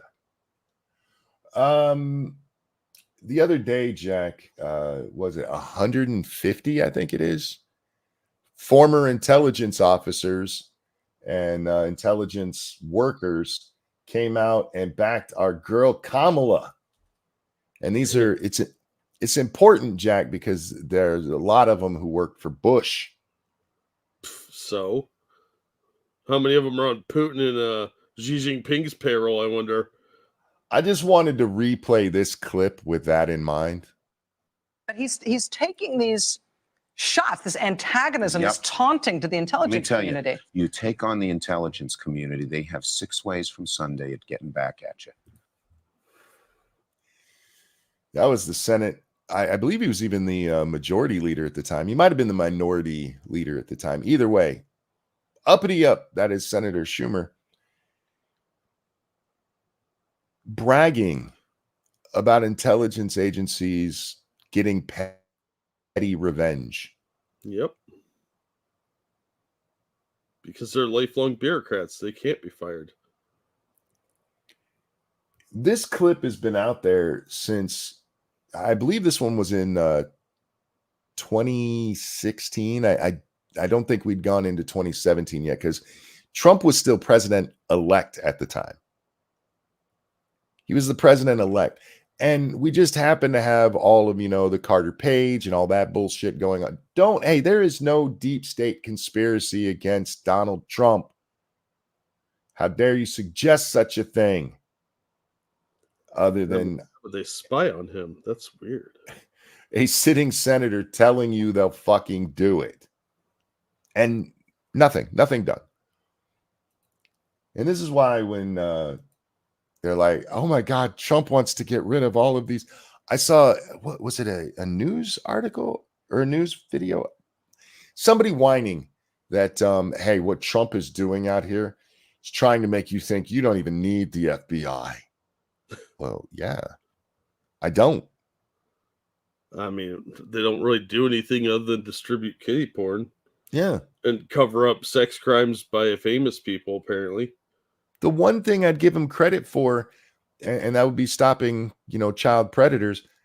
They literally stopped following a child predator so that they could move the people investigating it to January 6th. And the guy that they had been looking at went on to rape a child. Yep. Over January 6th. No, we don't need them. They're shitty people. And they way outlived their usefulness. And now they're just another corrupt government bureaucracy. Yep. Which is redundant. Government bureaucracy. True. Corrupt. You said all that with government. Yeah, did you see that report is coming out soon about how many were on the dole for January 6th? No. Yeah, hold on, let me see if I can find it real quick. Holy shit, you have the video that I was just referencing as your first link. Go ahead, I'm sorry. Yeah, I like to keep you task ready here. Yeah, it was one of the senators on the committee overseeing that stuff. Damn it. Yeah, here's the video for it. It's the fourth link. All right, before we get to that, I want to watch this one just to get it out of the way because I just referenced it, and then we'll pull that one up. Of course. Because no, I hadn't heard anything about that, and you have my interest. But yeah, this is Stacey Plaskett, who, if you've ever watched congressional hearings, is kind of a tard. But yeah, a little bit. This is the House Select Committee on Weaponization of the Federal Government. This is Jim Jordan's. Is this Jordan or Comer? I think this is Jordan's subcommittee. Either way, this is them. This is the one that's looking into whether or not the government has been being weaponized against people for political reasons. Yeah. The answer is yes. Oh, of course it is. Yeah. Eagle said this pissed me off. Yeah, it pissed me off real bad too. Oh, yeah. Like, I couldn't believe she actually said this. What is the point of this subcommittee? Because it's necessary for the public and the media to hear, to try and provide cover for the eradication of the Department of Justice and the FBI. Well, the Department of Justice would necessarily get rid of the FBI. Why are they having this? To justify getting rid of the Department of Justice. No, it's literally in the name of the fucking subcommittee, you retard. It's to investigate whether or not those guys are corrupt. And I just played you the clip of Schumer telling us that back in 2016. Yeah. And what she says is about to get a whole lot fucking dumber. It really is. At the end of it is just like, fuck. But they're going to sit here and pretend, hey, there's nothing to see here. I mean, this is one of our leaders, Jack. That should scare us all. We are having these hearings so that you become immune. You become inured to the notion of the removal of the FBI and DOJ. Wasn't your party all all for getting rid of police like a minute ago? But not the feds. No. We just need to get rid of state police because giving the feds that kind of power is totally cool. Yeah, they're okay with the people they control having that kind of power, but not the locals who could go rogue and do stuff they don't like. Yeah. So that those agencies are no longer there to serve as a check against white nationalism, great replacement theorists, Christian nationalists, white fragility, fascists, and the twice impeached convicted felon, former president and would-be dictator, Donald Trump. I'm sorry. Did you just say the DOJ is a check and balance against a United States citizen? Yes. And anybody that's deemed to be a white supremacist or have views they don't like, basically. She even threw in white fragility. Yeah. Which, by the way, is Robin. It is funny to me that she used that because that's Robin DiAngelo's thing, and Robin DiAngelo just got embarrassed by Matt Walsh in the Am I Racist movie. I do want to see that movie because it looks pretty funny. The FBI are a check on white fragility. Yes, apparently. They got to keep an eye on you white folk.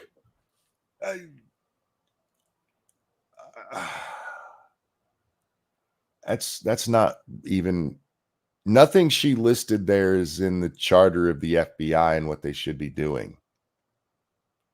I think I've been pretty clear on my feelings on racism, Jack. Yeah, I think so. But racists have a right to express their opinion, whether they're white, black, Asian, Hispanic, whatever kind of racist they happen to be. And yes, they are of all stripes. They have a right to say stupid shit. The FBI should not, and justice should not be involved in that in any manner. No, it's free speech. You don't have to like what someone says. Yeah. You can be as fragilely white as you want. Notice she didn't say anything about, organized crime. She didn't say anything about child sex trafficking. She didn't care about any of that stuff. All of the things she named there were just people she doesn't like, not criminals, just people she doesn't know. Some of them may be criminals, but she didn't mention any criminal behavior. Yeah. I don't like white nationalists. Me neither, but it's not illegal, bitch. Any more than black nationalists are. Look, you're not allowed to have a First Amendment if she doesn't like what you're saying. As a government employee, she has no right to do any of that. As a congresswoman, it's as close to a violation of the First Amendment as possible without actually doing it. She just said that they are weaponizing the DOJ and the FBI specifically against people with different political opinions. Yeah, but they're people that she doesn't like. They're big meaty pants. That makes it okay because she doesn't like them. That is a direct violation of the First Amendment. No. See, the First Amendment is just for things that agree with you. Yeah. Because that's when you need the First Amendment, is when everybody agrees. Yeah, because if they don't agree, they need to be thrown in a fucking jail cell and rot. But do you see that, guys? Like, they just want you to think these things aren't necessary, and it's stopping all the people I don't like. That's nonsense. And again, I showed you Schumer telling you they have 6 ways to Sunday to get you. These intelligence agencies, which, yes, the FBI and DOJ qualify as. I don't know why they're trying to pretend that there's something wrong here. They're just doing this to show you don't need them. Schumer, 6 ways to Sunday. And remember, that was over Trump disagreeing with them, because that is all over Trump suggesting that how do I want to put this? Interference that might have happened in 2016 wasn't just the Russians, that China might have played a big part in that. China, who donated a bunch of money to various left-wing groups. What? Left-leaning politicians as well. Remember, part of their plan with Swalwell was to get him into higher office. Yeah. Anyhow, so all right. How pissed off am I going to get from this, Jack, or am I going to be happy with this one? You're probably not going to be very pissed off because it's just sort of a brief overview. We don't have to watch the whole thing. But yeah, we're supposed to get, when this new draft of this very delayed report comes out, we're going to supposedly find out how many informants the FBI had on the ground and undercovers and stuff like that. Inspector General Horowitz, over the past 3 years, I've question FBI Director Wray and Attorney General Merrick Garland about the federal Massey. assets, such as confidential human sources that were present on January 6th at the Capitol. And they have continuously stonewalled me. We've got no answers whatsoever about this from them. And we do know FBI was there because from the videos that came out, you know, they had them wearing their jackets inside the Capitol. Yeah. Which, by the way, is not the normal place for the FBI to be hanging out. No, it's kind of strange that they were there. Wasn't there ATF there as well? Yeah, ATF, FBI, and some other group, probably Homeland Security.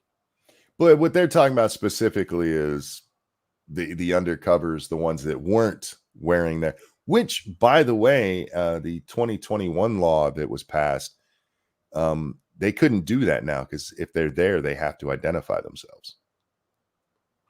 That's your rules, not theirs. Now, you announced that you were going to do a review of the DOJ response and preparation, mainly preparation, I think, for January 6th. When did you start that review? When did you announce that review? We announced it in 2021, but we ended up pausing it because of the ongoing criminal cases consistent with how we perform our work. We reinitiated it last year.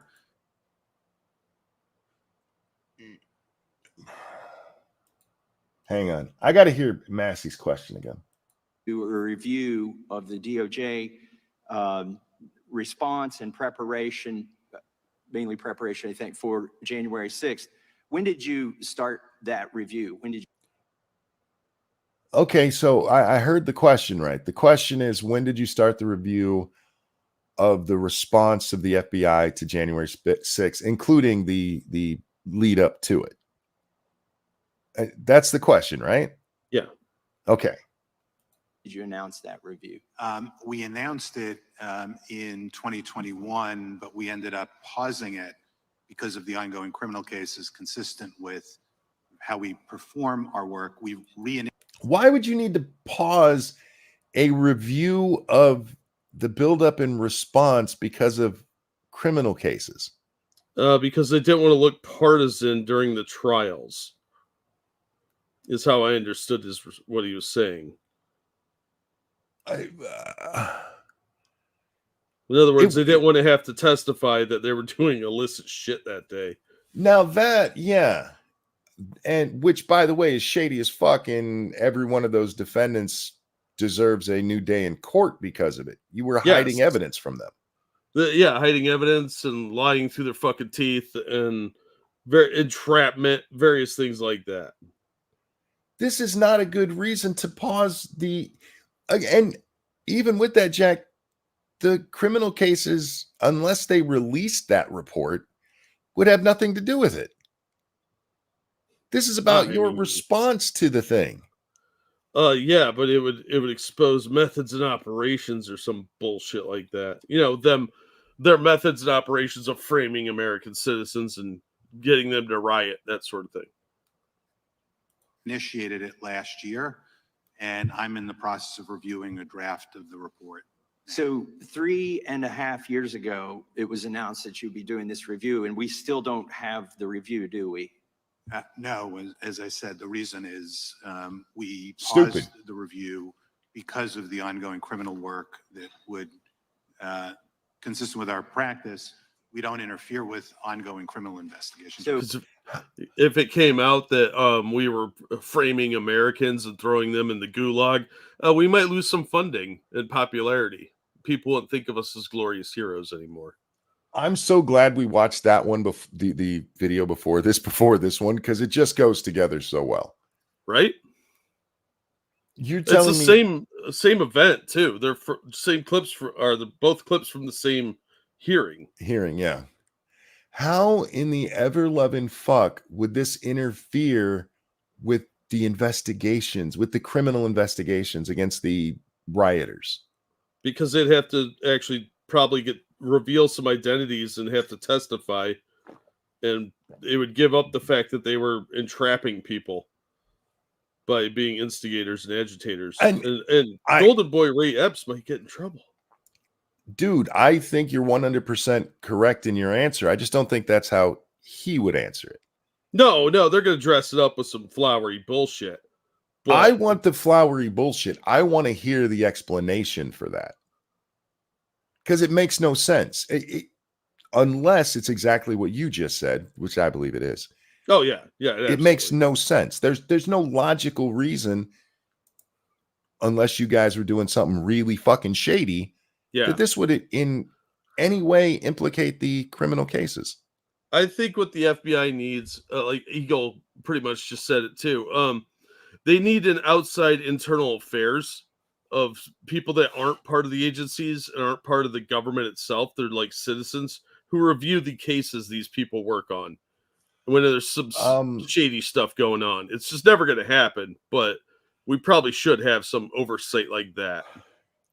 That's what Congress. Well, Congresses do their fucking job, so somebody should. I don't think even that would help. I think what we need is to disband the FBI. We don't need them. You know, they're a political organization at this point. Mm-hmm. They shouldn't exist. But now that you've restarted it, do you have evidence of the number of confidential human sources that were operating on the Capitol grounds on January 6th? Our report will include the information in that regard. Can you tell us today how many there were? Were there more than 100? I'm not in a position to say that, both because it's in draft form and we have not gone through the class. In draft form, you don't have the number of confidential informants. Yeah, that's horse shit. They have the number. They're just not going to tell them. They don't want to admit to it out in public. I'll put it in a report, but it's not coming out of my mouth.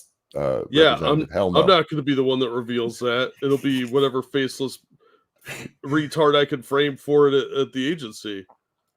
There's no way it gets to the point where the report has been written and it's under review and they don't have that number. Yeah, no fucking way. Classification reviews, and so I need to be careful on what. So we're 4 years in. The reason to do these reports, I think, is so we don't make this. If there were any mistakes, not to make the same mistakes again. But we are just weeks away. Well, Mr. Massey, there weren't. I'm using air quotes mistakes. It happened exactly how they wanted it to. No, I think the mistake was they didn't make it more violent. They tried. They desperately tried, but that was one of their mistakes. That's probably what the true report would say, because they'll be like, well, we failed on these fronts because we weren't able to get more of these MAGA Republicans thrown in prison. We didn't actually get a dead cop. That's one of their failings for what they wanted. Yeah. Hey, from the inauguration. We're 4 years, almost 4 years into this report. When is it going to be released? Never. It's certainly my hope and expectation, although I don't control this entirely because it has to go through a classification review, but certainly in the next couple of months is my hope. After the election. After the election. Yeah. And if Trump wins, never. Yeah, then they're going to sanitize the fuck out of that thing. It's got to go through a classification review, which, I mean, no, it doesn't. This is some of the bullshit that our government pulls. I mean, the FBI lists their agents on their fucking Twitter page. We got to make sure that we don't have these people's names in there. If this report comes out, it's going to look like the Kennedy papers when they started being released. Yeah. A lot of like redacted pages. They're just black strips. This is an embarrassment for them because they didn't get exactly what they wanted, which was a full-on like dead bodies in the street kind of thing. Yeah. But they're never going to reveal the names of the agents that were undercover that day. They're never going to. Nobody's ever going to lose their career over this. Remember, Massey didn't even ask about agents on the ground. He asked about confidential informants. Yeah. And that's not even getting into how many agents were actually there, which they were there too. Oh, absolutely. They got to have handlers for those assets.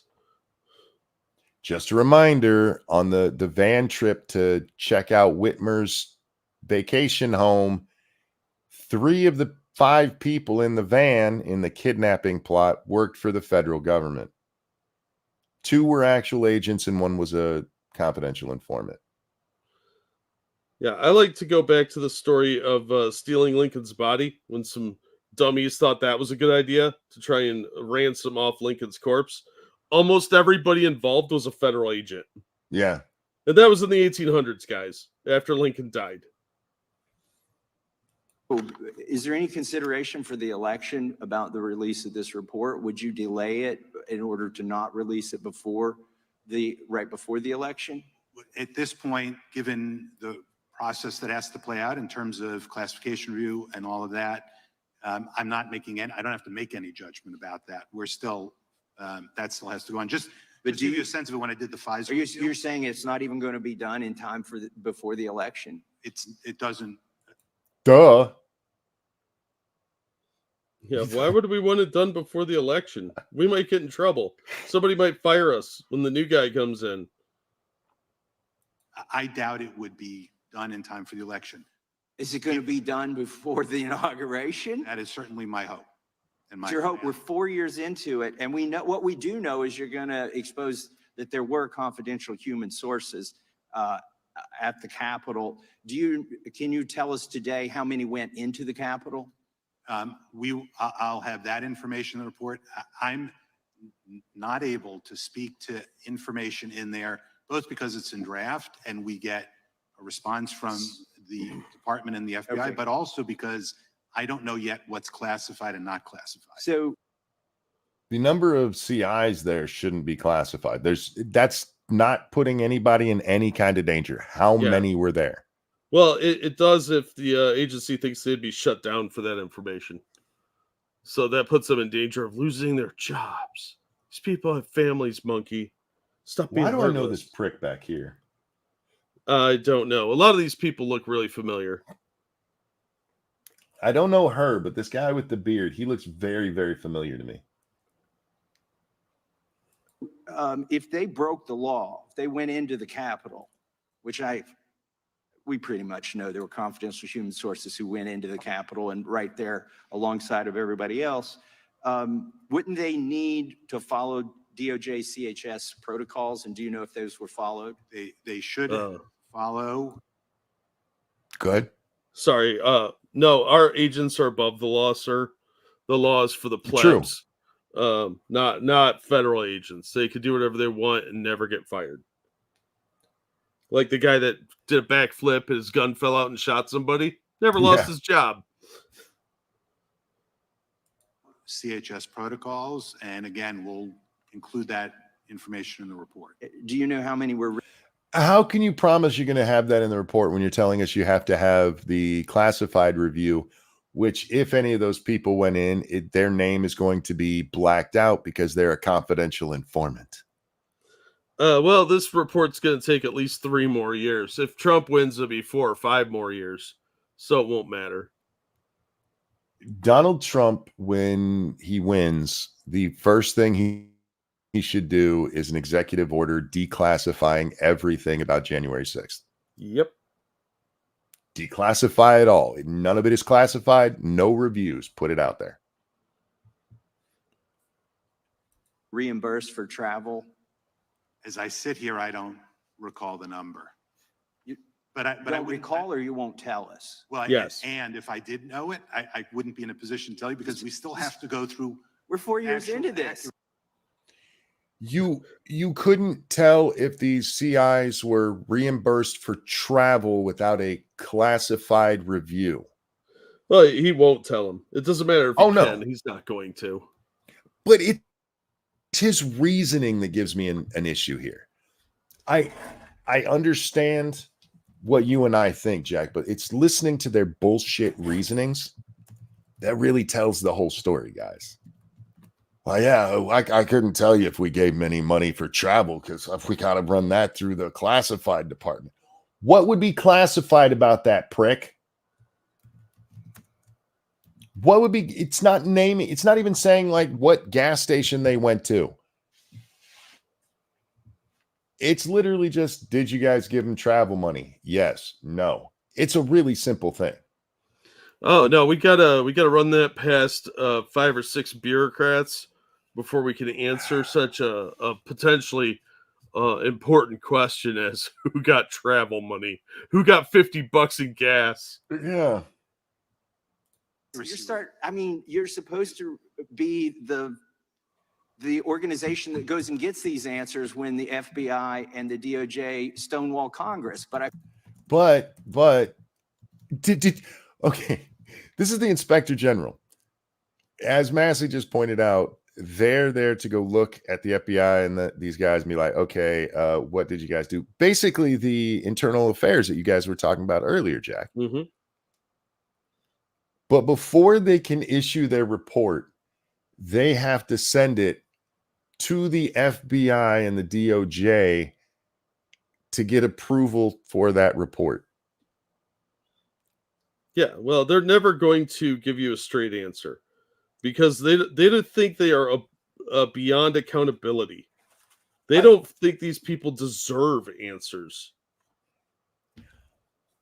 Literally, the watchdog has to get permission from the people they're watching to issue a watchdog report. Yep, that's why bureaucracy doesn't work and why there should never be public sector unions. And why an official, internal affairs wouldn't work any better than this does. Well, that's why it would have to be outside of citizen run instead of run by bureaucracy in the government. It just won't work.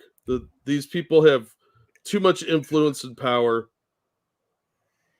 Jack, when somebody gets flesh-eating bacteria, you can't just treat it. You have to cut out all the bad part. Yeah. Well, in this case, I think we got to amputate some limbs. We need to amputate the FBI and the DOJ. And all of these intelligence agencies just need gone. Yeah, they need to be gutted. Yep. To where somebody is always being held accountable for what's going on. Yeah. I feel like, we're 4 years into this. We're not even going to get this information you're telling us now before the election. And maybe not even before the next inauguration. How would we make any corrections or without corrections? We're a perfect agency. I don't know what you're talking about. And for the record, by the time that comes out, there'll be a new Congress. Even if it's still mostly the same, it's considered a new Congress because they'll be sworn in. I think it's January 6th. Or January 10th. That is their goal. They delay long enough, and so they think that the people that support them will be in charge then. Yep. So they won't be held accountable at all. Even by then, just be buried. If the report is given to Congress, especially if the Democrats take over the House, that is never going to see the light of day. Yep. And even if it does see the light of day, it's not like the news is going to cover it. Remember, it's not a scandal unless they make it one. All right, Jack. I see you got 2 other things here. What do we have? Do the third one last, if you would, please. All right. Oh, I saw that Kamala had gone on MSNBC, but I haven't watched any of it yet. It's as stupid as you think. She learned a new word. Some of the work is going to be through what we do in terms of giving benefits and assistance to state and local governments around. Why are they in a machine shop? I don't know. Okay, I'm sorry. I just got distracted by seeing like a drill press and shit in the background there. Some of the work is going to be through what we do in terms of giving benefits and assistance to state and local governments around transit dollars and looking holistically at the connection between that and housing and looking holistically at the... Oh, fuck. Jack, when people talk to me and they shake their head yes as they're talking, I just want to smack them. Yeah, it annoys me. What actually annoys me more is when people go, yeah, when you're talking, and especially on a live stream, it ends up burying whatever the other person is saying. Drives me up a goddamn wall. This is more of that kindergarten shit because you do this when you talk to children. I don't, because I don't think children are retarded. They just need taught. But it's the kind of shit you see kindergarten teachers doing a lot. Yep. You're right. Incentives we in the federal government can create for local and state governments to actually engage in planning in a holistic manner that includes prioritizing affordable housing for working people. Holistic public housing. That sounds like a hippie ghetto. Yeah, it does it? What the fuck does that even mean? I don't think she knows, but she learned the word holistic off her word a day calendar. She learned the word, but not the meaning. And once again, we see why Kamala's people do not want her talking to the press. Yeah, she used it 3 times in 2 sentences, I think. Ridiculous. Just because you got a new word, a new buzzword, doesn't mean you use it every 10 seconds. That's dumb. It's really dumb. Well, she's an idiot. I mean, there's a reason she nods as she's talking. She's like, I'm not stupid, right? Right? Oh, I hate that woman. In the ghetto. Yeah, that's where Kenny lives. On a cold and gray Chicago morning. Okay, this said something about Bigfoot. Yep, it's Bigfoot footage. What is that? Is that Boogie? Bigfoot. This is some other fat guy.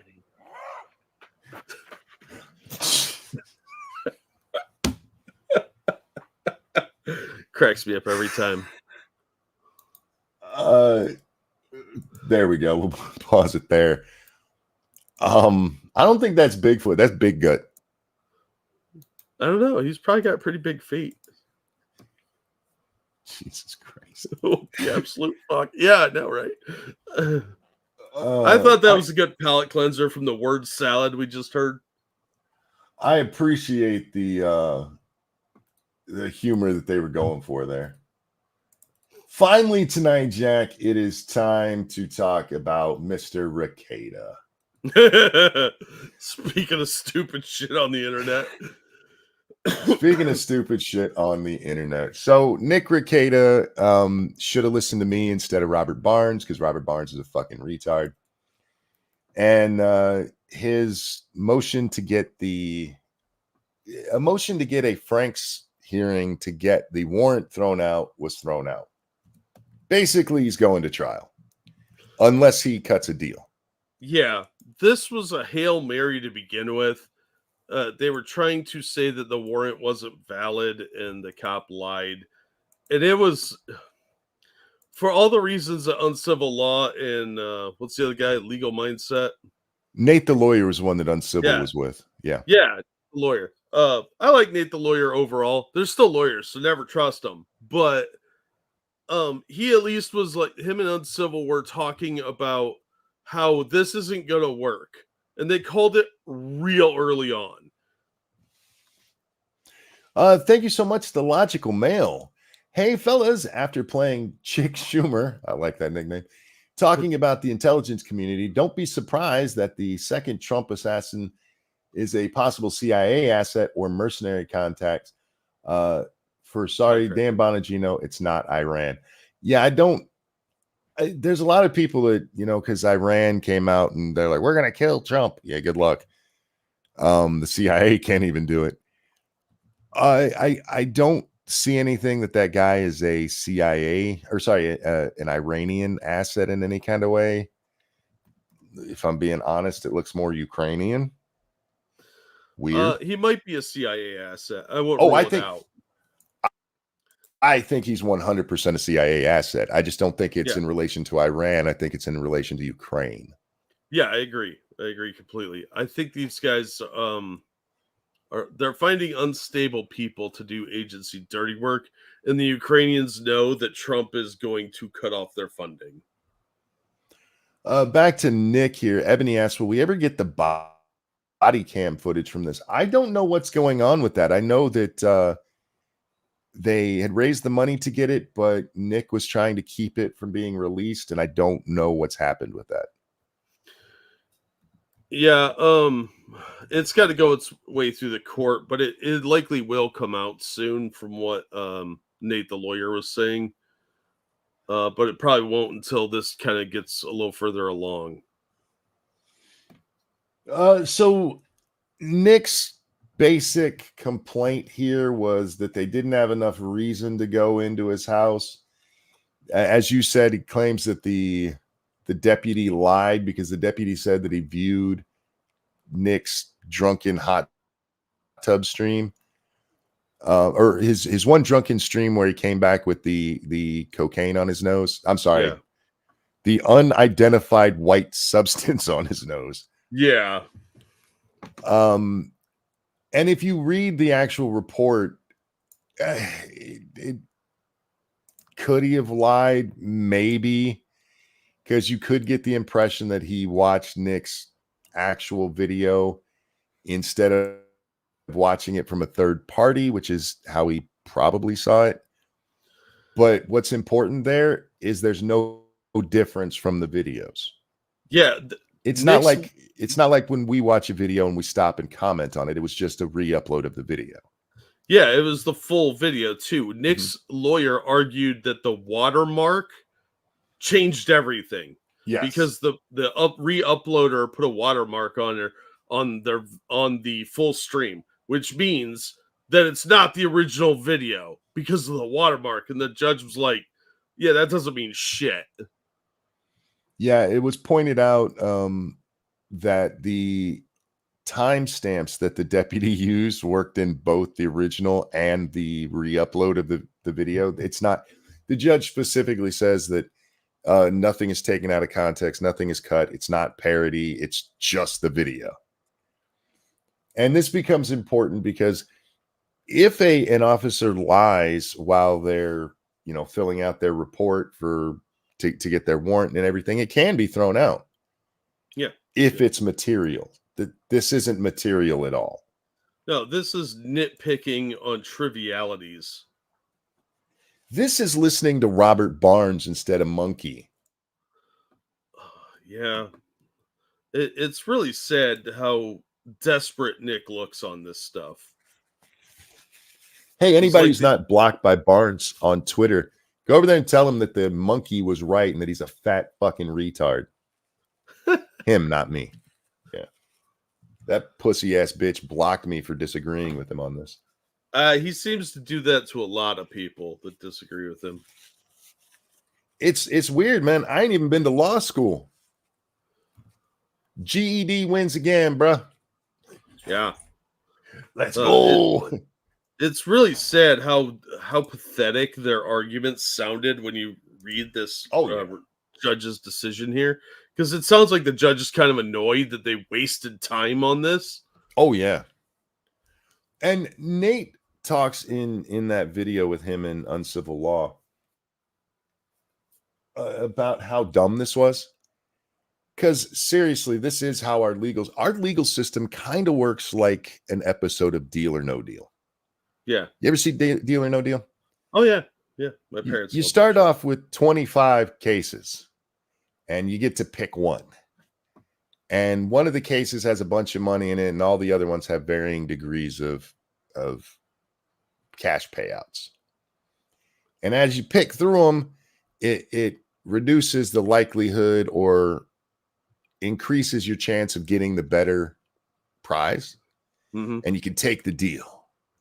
And as higher numbers drop out, the person on the phone plays an odds game that most people aren't smart enough to understand to come to you with a deal on how much money. Like, hey, if you settle with us now, you can have $10,000. Well, next time it's $100,000, but then the good one goes away, so it's only $5,000 next time. That's what prosecutors do. When Nick was first charged, they probably went to him and went, "Hey, dude, probation, slap on the hand, you got to go to rehab. What do you think?" And Nick's like, "No, a fat retard on the internet told me your warrants suck." It's unconstitutional. Yeah. And so they go through this motion, and now the warrant has been approved basically by a second judge now. And Nick could appeal this. It's just not going to do anything for him. Yeah. And there's no way this gets overturned because the cop didn't do anything wrong. This is well-established law. And so now, as Uncivil Law put it, this is literally a two-witness case is how he put it. You put the cop up there and go, did you go into the house? Is this your body camera? Yeah. You find this substance? Is that a substance you found? Yeah. Then you bring up the person from the forensics lab, like, is that cocaine? Yeah. Case closed. You don't need anybody more than that to prove the case against Rada here. So now, instead of having that good deal, the guy from the phone, you want to take this deal? Now Nick is like, look, we got a slam dunk case, motherfucker. And whatever deal he was offered originally has undoubtedly gotten worse. Instead of, probation, it's like suspended sentence, which is worse because you can go to jail a lot easier on that. Yeah, you just have to kind of screw up once, and they can send you to jail for a length of time. Anyway, I wanted to look at the report because they gave us a detail of what was found, Jack. Yeah, this is a lot more in-depth than what we had seen so far. Yeah, we had heard all of this, just not as specific. So, yeah. At the residence, the following items were found: a black vial with white substance inside in the master bedroom near the nightstand. Both items field tested positive for the presence of cocaine. What? Cocaine? I am shocked and or appalled. The only thing missing here is a 9-year-old, or she was 9, right? The one with the cocaine in her hair? Yeah. A 9-year-old who was field tested positive for cocaine. A yellow snort tube in the master bedroom near the nightstand, field tested positive for cocaine. 2 .22 caliber spent shell casings in the master bedroom near the nightstand. Sig Sauer AR with several magazines and loose ammunition under the bed in the master bedroom. I still have not heard whether or not this gun had a trigger lock or anything on it. I think they would have mentioned it if they did. Because it sounds like the gun was just laying under there. I'm all for the Second Amendment, but you got 5 kids running around your home. You do not just leave an AR underneath your fucking bed where anybody can grab it. With a bunch of ammo laying around? No, that's fucking totally irresponsible. A glass container with metal filter and grinder in the master bedroom. Field tested positive for cocaine. I'm noticing a pattern here. Yeah, it's always cocaine. I learned that from those smuggling shows. It's always cocaine. 45 caliber bullet in the master bedroom closet. That's a weird place to just keep a bullet. Maybe it was his dad's bullet, and it's a memento. Yeah, it's an heirloom. That's a family heirloom bullet. Bag of cards and dollar bills in the master bedroom safe. Field tested positive for cocaine. And a corner cut baggie with white powder in the master bedroom safe. Field tested positive for cocaine. Now this goes on, but this is as much as we had. Basically, yeah, it was coke. There was a bunch of coke in the house. Yeah. Nick, stop being stupid. Take the fucking deal. You're a first-time offender. It's a slap on the hand.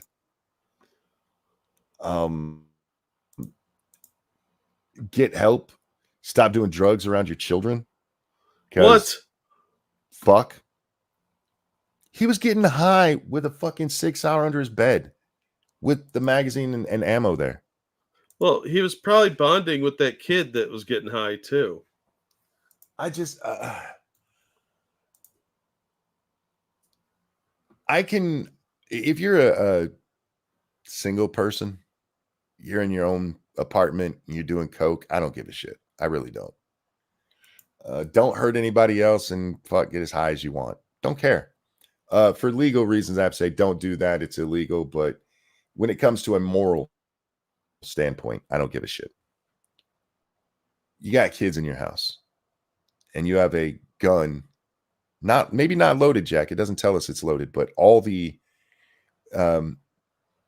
all the tools to load it laying right next to it under a bed, and you're getting so we saw you on stream. We know how fucking high you were. If one of your kids grabbed that gun, you were in no position to do anything about it. Get help. And for fuck's sake, stop listening to that fat retard Robert Barnes. And Viva Frey, grow a fucking spine, you pussy ass motherfucker. Why you let that fat fuck bully you around? You know better. I can't believe you're that dumb. I just can't believe you're that dumb. They're trying to, I think a big part of it is they're trying to take Nick's fan base. Maybe. That's the only reason I could see them doing this nonsense, other than the fact that they're very stupid. And I'm not ruling that out either. Well, as we watched it, I mean, most of what we saw was Barnes. Occasionally, Viva would pop up with some. Well, I see what you're saying there. Yeah. But it was mostly Barnes. And yeah, I do think it's for the audience. You're not wrong about that. Stop hanging around Dick Masterson. That's a good idea, too. Yeah. It's probably going to help your life quite a bit. Nick's ego is ruining his and his family's lives. Yeah. And it's a damn shame. I liked Nick. I really did. And you can kind of watch his downfall through his YouTube channel. It takes about 2 years. Oh, shit. Thinking back, it might have started right around the time he talked to us. Well, we have that effect on people. We will make you get high and ruin your life. Yeah, so Nick is pretty much fucked. Take the deal, dummy. Take the deal and knock it off and send the whore home. Fuck. You're married with children. Why you gotta live in whore? I mean, I get why you would want that, but what are you, Muslim? Yeah, like there's a point where your bad decisions have to be accumulating so much. You're like, maybe I'm doing something wrong here.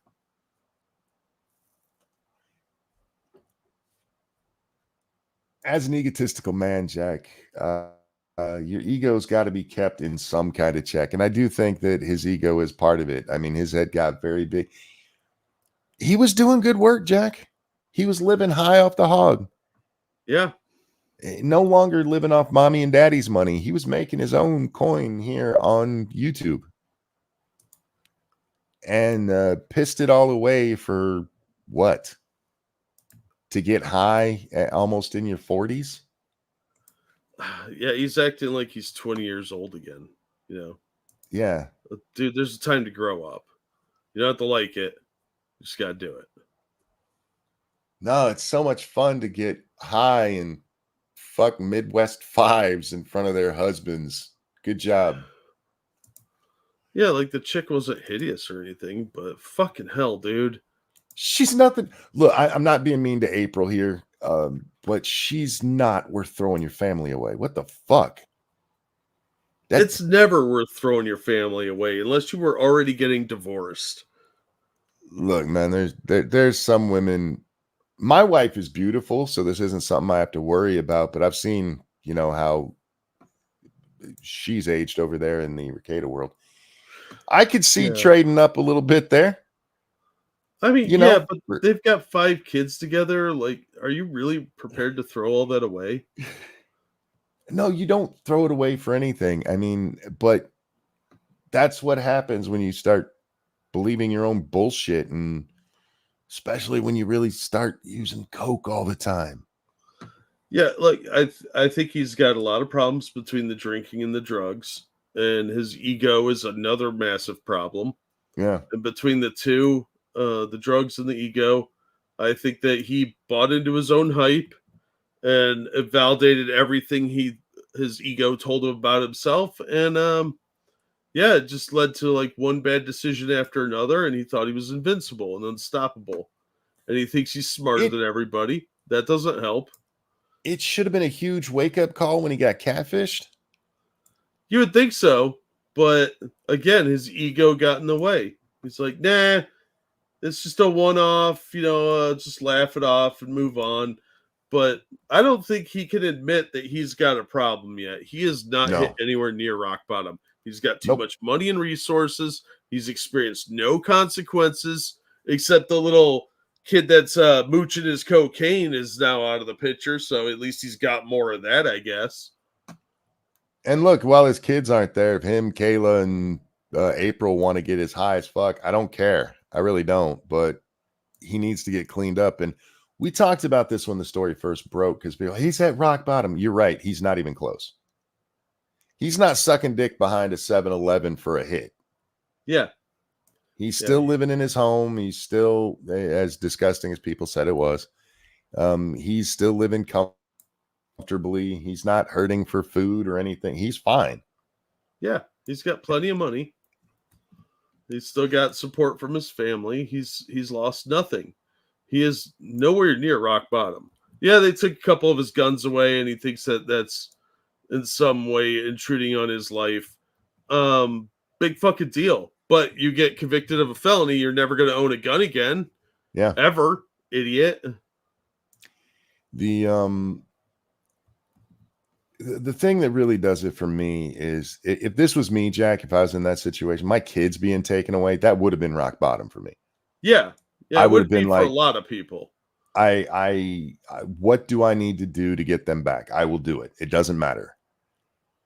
And he's clearly guilty. And I know innocent until proven guilty. Suck my dick. It doesn't mean he didn't do it. He clearly did it. Let's put it that way. Yeah, it's pretty obvious the drugs were in his master bedroom were likely his. I'm sorry. I'm not buying any of the bullshit. This was his drugs. His kid was testing positive for regular use of cocaine. That should have been a wake-up call right there. But he doesn't seem to give a shit. Nope. He says he does, but I mean, he's been pretty quiet lately, but I don't believe him. When he was like, oh yeah, my kid's particular, he didn't seem to actually care. He I've lost all respect for Nick over this. Yeah, absolutely. Those are your kids, man. And he doesn't seem to give a shit. He's too far into the throes of addiction that he cares more about getting drunk and high than he does about his kids or his family at all. I don't think he even cares about his wife or April that much. He'll throw them under the bus to get out of this. I would guarantee that. Yeah, so there's the update, guys. This case is going forward. He's not getting out of this. I don't know why you'd even go any further legally. Just find out what the plea they're arguing is. If it's not to your liking, try to adjust it some and just cop to it. Yeah, you caught me. If he was smart before all this happened, the stupid Frank's hearing attempt, he should have tried to get misdemeanor and go to rehab. Yep. For like 6 weeks or 8 weeks or whatever. He's not even going to like NA or AA meetings. So he's not even making it look like he's doing an effort here. I mean, he paid the bail so that he can still drink and get high. Yeah. Because remember, out there in Minnesota, they give you a choice. You can either do this, and in his case would have required drug testing and stuff, or you can pay a bail, and then we won't do the drug testing and everything with you. Yeah, which was like 25 grand. Yeah. And he's like, ooh, I'd have to stop doing drugs. Nah, fuck it. Here's 25 G's. Nick, get help, man. Get help. Your kids don't get this time of their lives back, man. Yeah, they're going to resent this. Because when they're adults, they're going to realize exactly what's going on. And they're going to realize that you don't give a fuck about them. And you care more about getting high and wasted and plowing some random whore than you do about them. And he's making zero effort to change any of that. He doesn't seem to really care anything. So fuck him. Unless he's going to go to rehab, he's not going to change. And even then, he might not. Ebony says, last I checked, all the alcohol was removed from his streaming room. No. All the alcohol was removed from in front of his camera. That's different. Yeah, it might be behind the camera. It might be in the bathroom for all we know. under the desk in a yeah. flat. Yeah. Two entirely different things. All right, Jack, we're going to wrap up here, but I have to complain about something real fast. Uh-oh. It's a thing I've noticed on YouTube lately as I'm watching videos. I've had to turn off several videos recently. Oh no. Because the people who do them don't stop to take a breath when they cut the video together. They cut out every pause. I'm doing that right now. It's okay to have a little bit of a break here and there. Nope. No breathing. Just keep talking. I was watching one the other day. It was like 40 minutes long, and I made it about 20 minutes in, and I just couldn't anymore because I'm like, I need you to breathe. No. Just take a beat. Take a beat. Nope. None of that. I cut out a 2-minute pause where I had to look something up. Well, that is understandable. No, I'm talking about any kind of pause whatsoever. There's literally no pause to it. It's like one long run-on fucking sentence. Yep, I'm doing that right now to my video. Oh, stop it. Nope. You were not going to ever hear me breathing. You need to leave not a beat. Stop. It's just one stream of consciousness. You need to leave a beat. It's driving me nuts. The other thing, I was almost motivated to make a video today, and I might still do it. What? Is that which sign of the apocalypse is that, guys? Is that the 5th one or the 6th one? But a lot of people won't like it. Uh-oh. I saw oh fuck, I forget the retard's name. He does video game reviews and stuff. I can look it up. Angry Joe? He just no. This is somebody I'm sure you probably never heard of. Quite likely. But he got into a fight with the Act Man because not Act Man, the guy that I'm talking about, made a video about how, his name's Andy Pants. Andy Pants. Oh, that's too close to that dude that was like keeping tampons and magazines. Yeah. He made a video about how people like the Act Man, he named 3 or 2 others, I forget who, how they just won't talk enough about how woke video games and stuff are now. And is that just kind of a given anymore? Well, his biggest criticism his biggest point is of this game called Concord that came out recently. Yeah, I've been hearing about that one. Concord was just a complete disaster. Yeah, it lost a ton of money. Was it like 400 million or something? Yeah, Sony had been working on it for 8 years, and it was a complete failure. And it was a complete failure for many reasons, including the fact that it was an oversaturated genre already. They kind of missed the boat on it. They were charging people $40 to buy this thing when games in that genre are free, typically. Oh. Yeah. And so there's a lot of reasons it's failed, but not in this guy's world. No. In this guy's world, it failed because there's 3 black women and no white men. Is it one of them, the big fat one, a dude? I don't even know. I don't even care, but I watched several of this guy's videos, and it reminds me very much of the end of the anti-SJW era. Ooh. Where you had a whole bunch of people who would come up and just say stupid shit. It didn't matter if it actually worked or was intelligent in any way. Yeah, there was a lot of money in that. But you could make a shit ton of money just repeating, in some cases, word for word what other people had already said. Yep. And that, as I'm watching this, it's what just keeps coming across. He does this one video, Jack, where he's talking about how games aren't masculine anymore. It's not like the 2000s. This year is not like the entire 2000s, Jack. And so what he does is he goes over to the Microsoft store and just grabs the first few games that are up there. Like this is what they really want to push. And he goes, and I randomly selected some games from the 2000s. They just happened to be things like Medal of Honor and Call of Duty and what was it, a Deus Ex. All of these, like, I noticed you didn't pick the fucking Sims, dickhead. And so you have these guys right now who are out there grifting, and Actman said it very well. He said the way woke is being used right now is very much the way that racist and sexist was. Oh, yeah.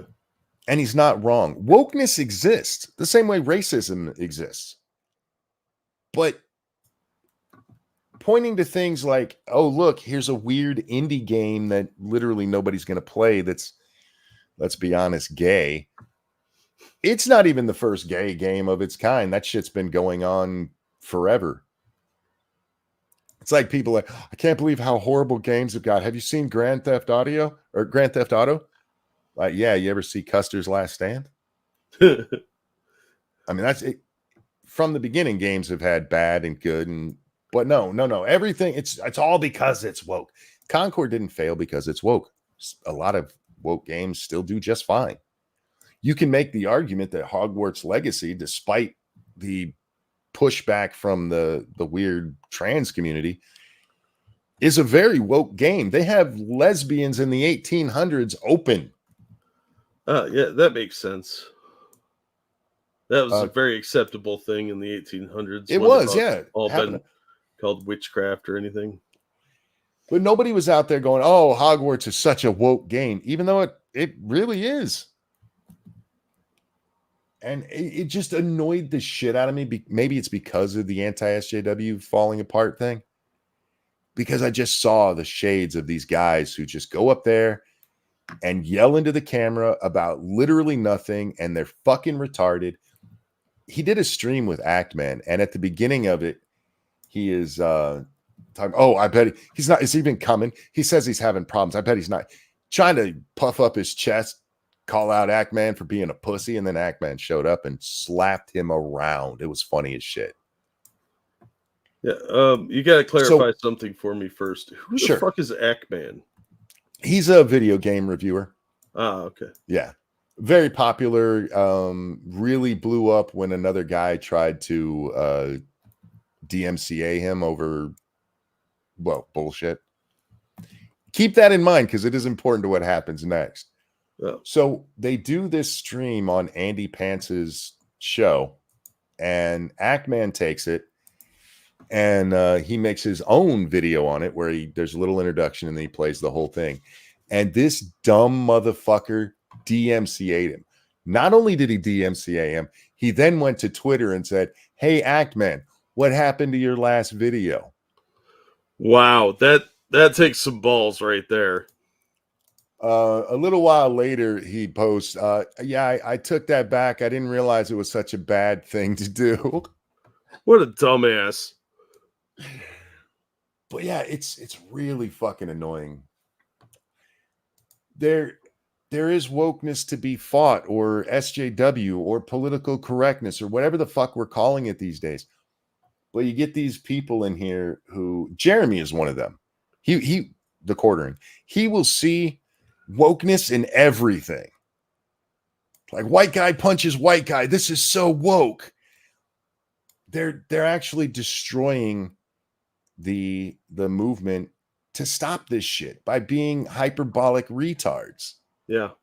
And I can't take them. I cannot take these people. His videos were so bad in his the wokeness has to stop. Yeah, I was almost motivated to make a fucking video about it. Wow. Takes a lot to get you to that point. Yeah, it really does. Yeah, one of his videos I watched is the pussification of video games. That's the best he could come up with, was the pussification. He got 1 million views on that video. What?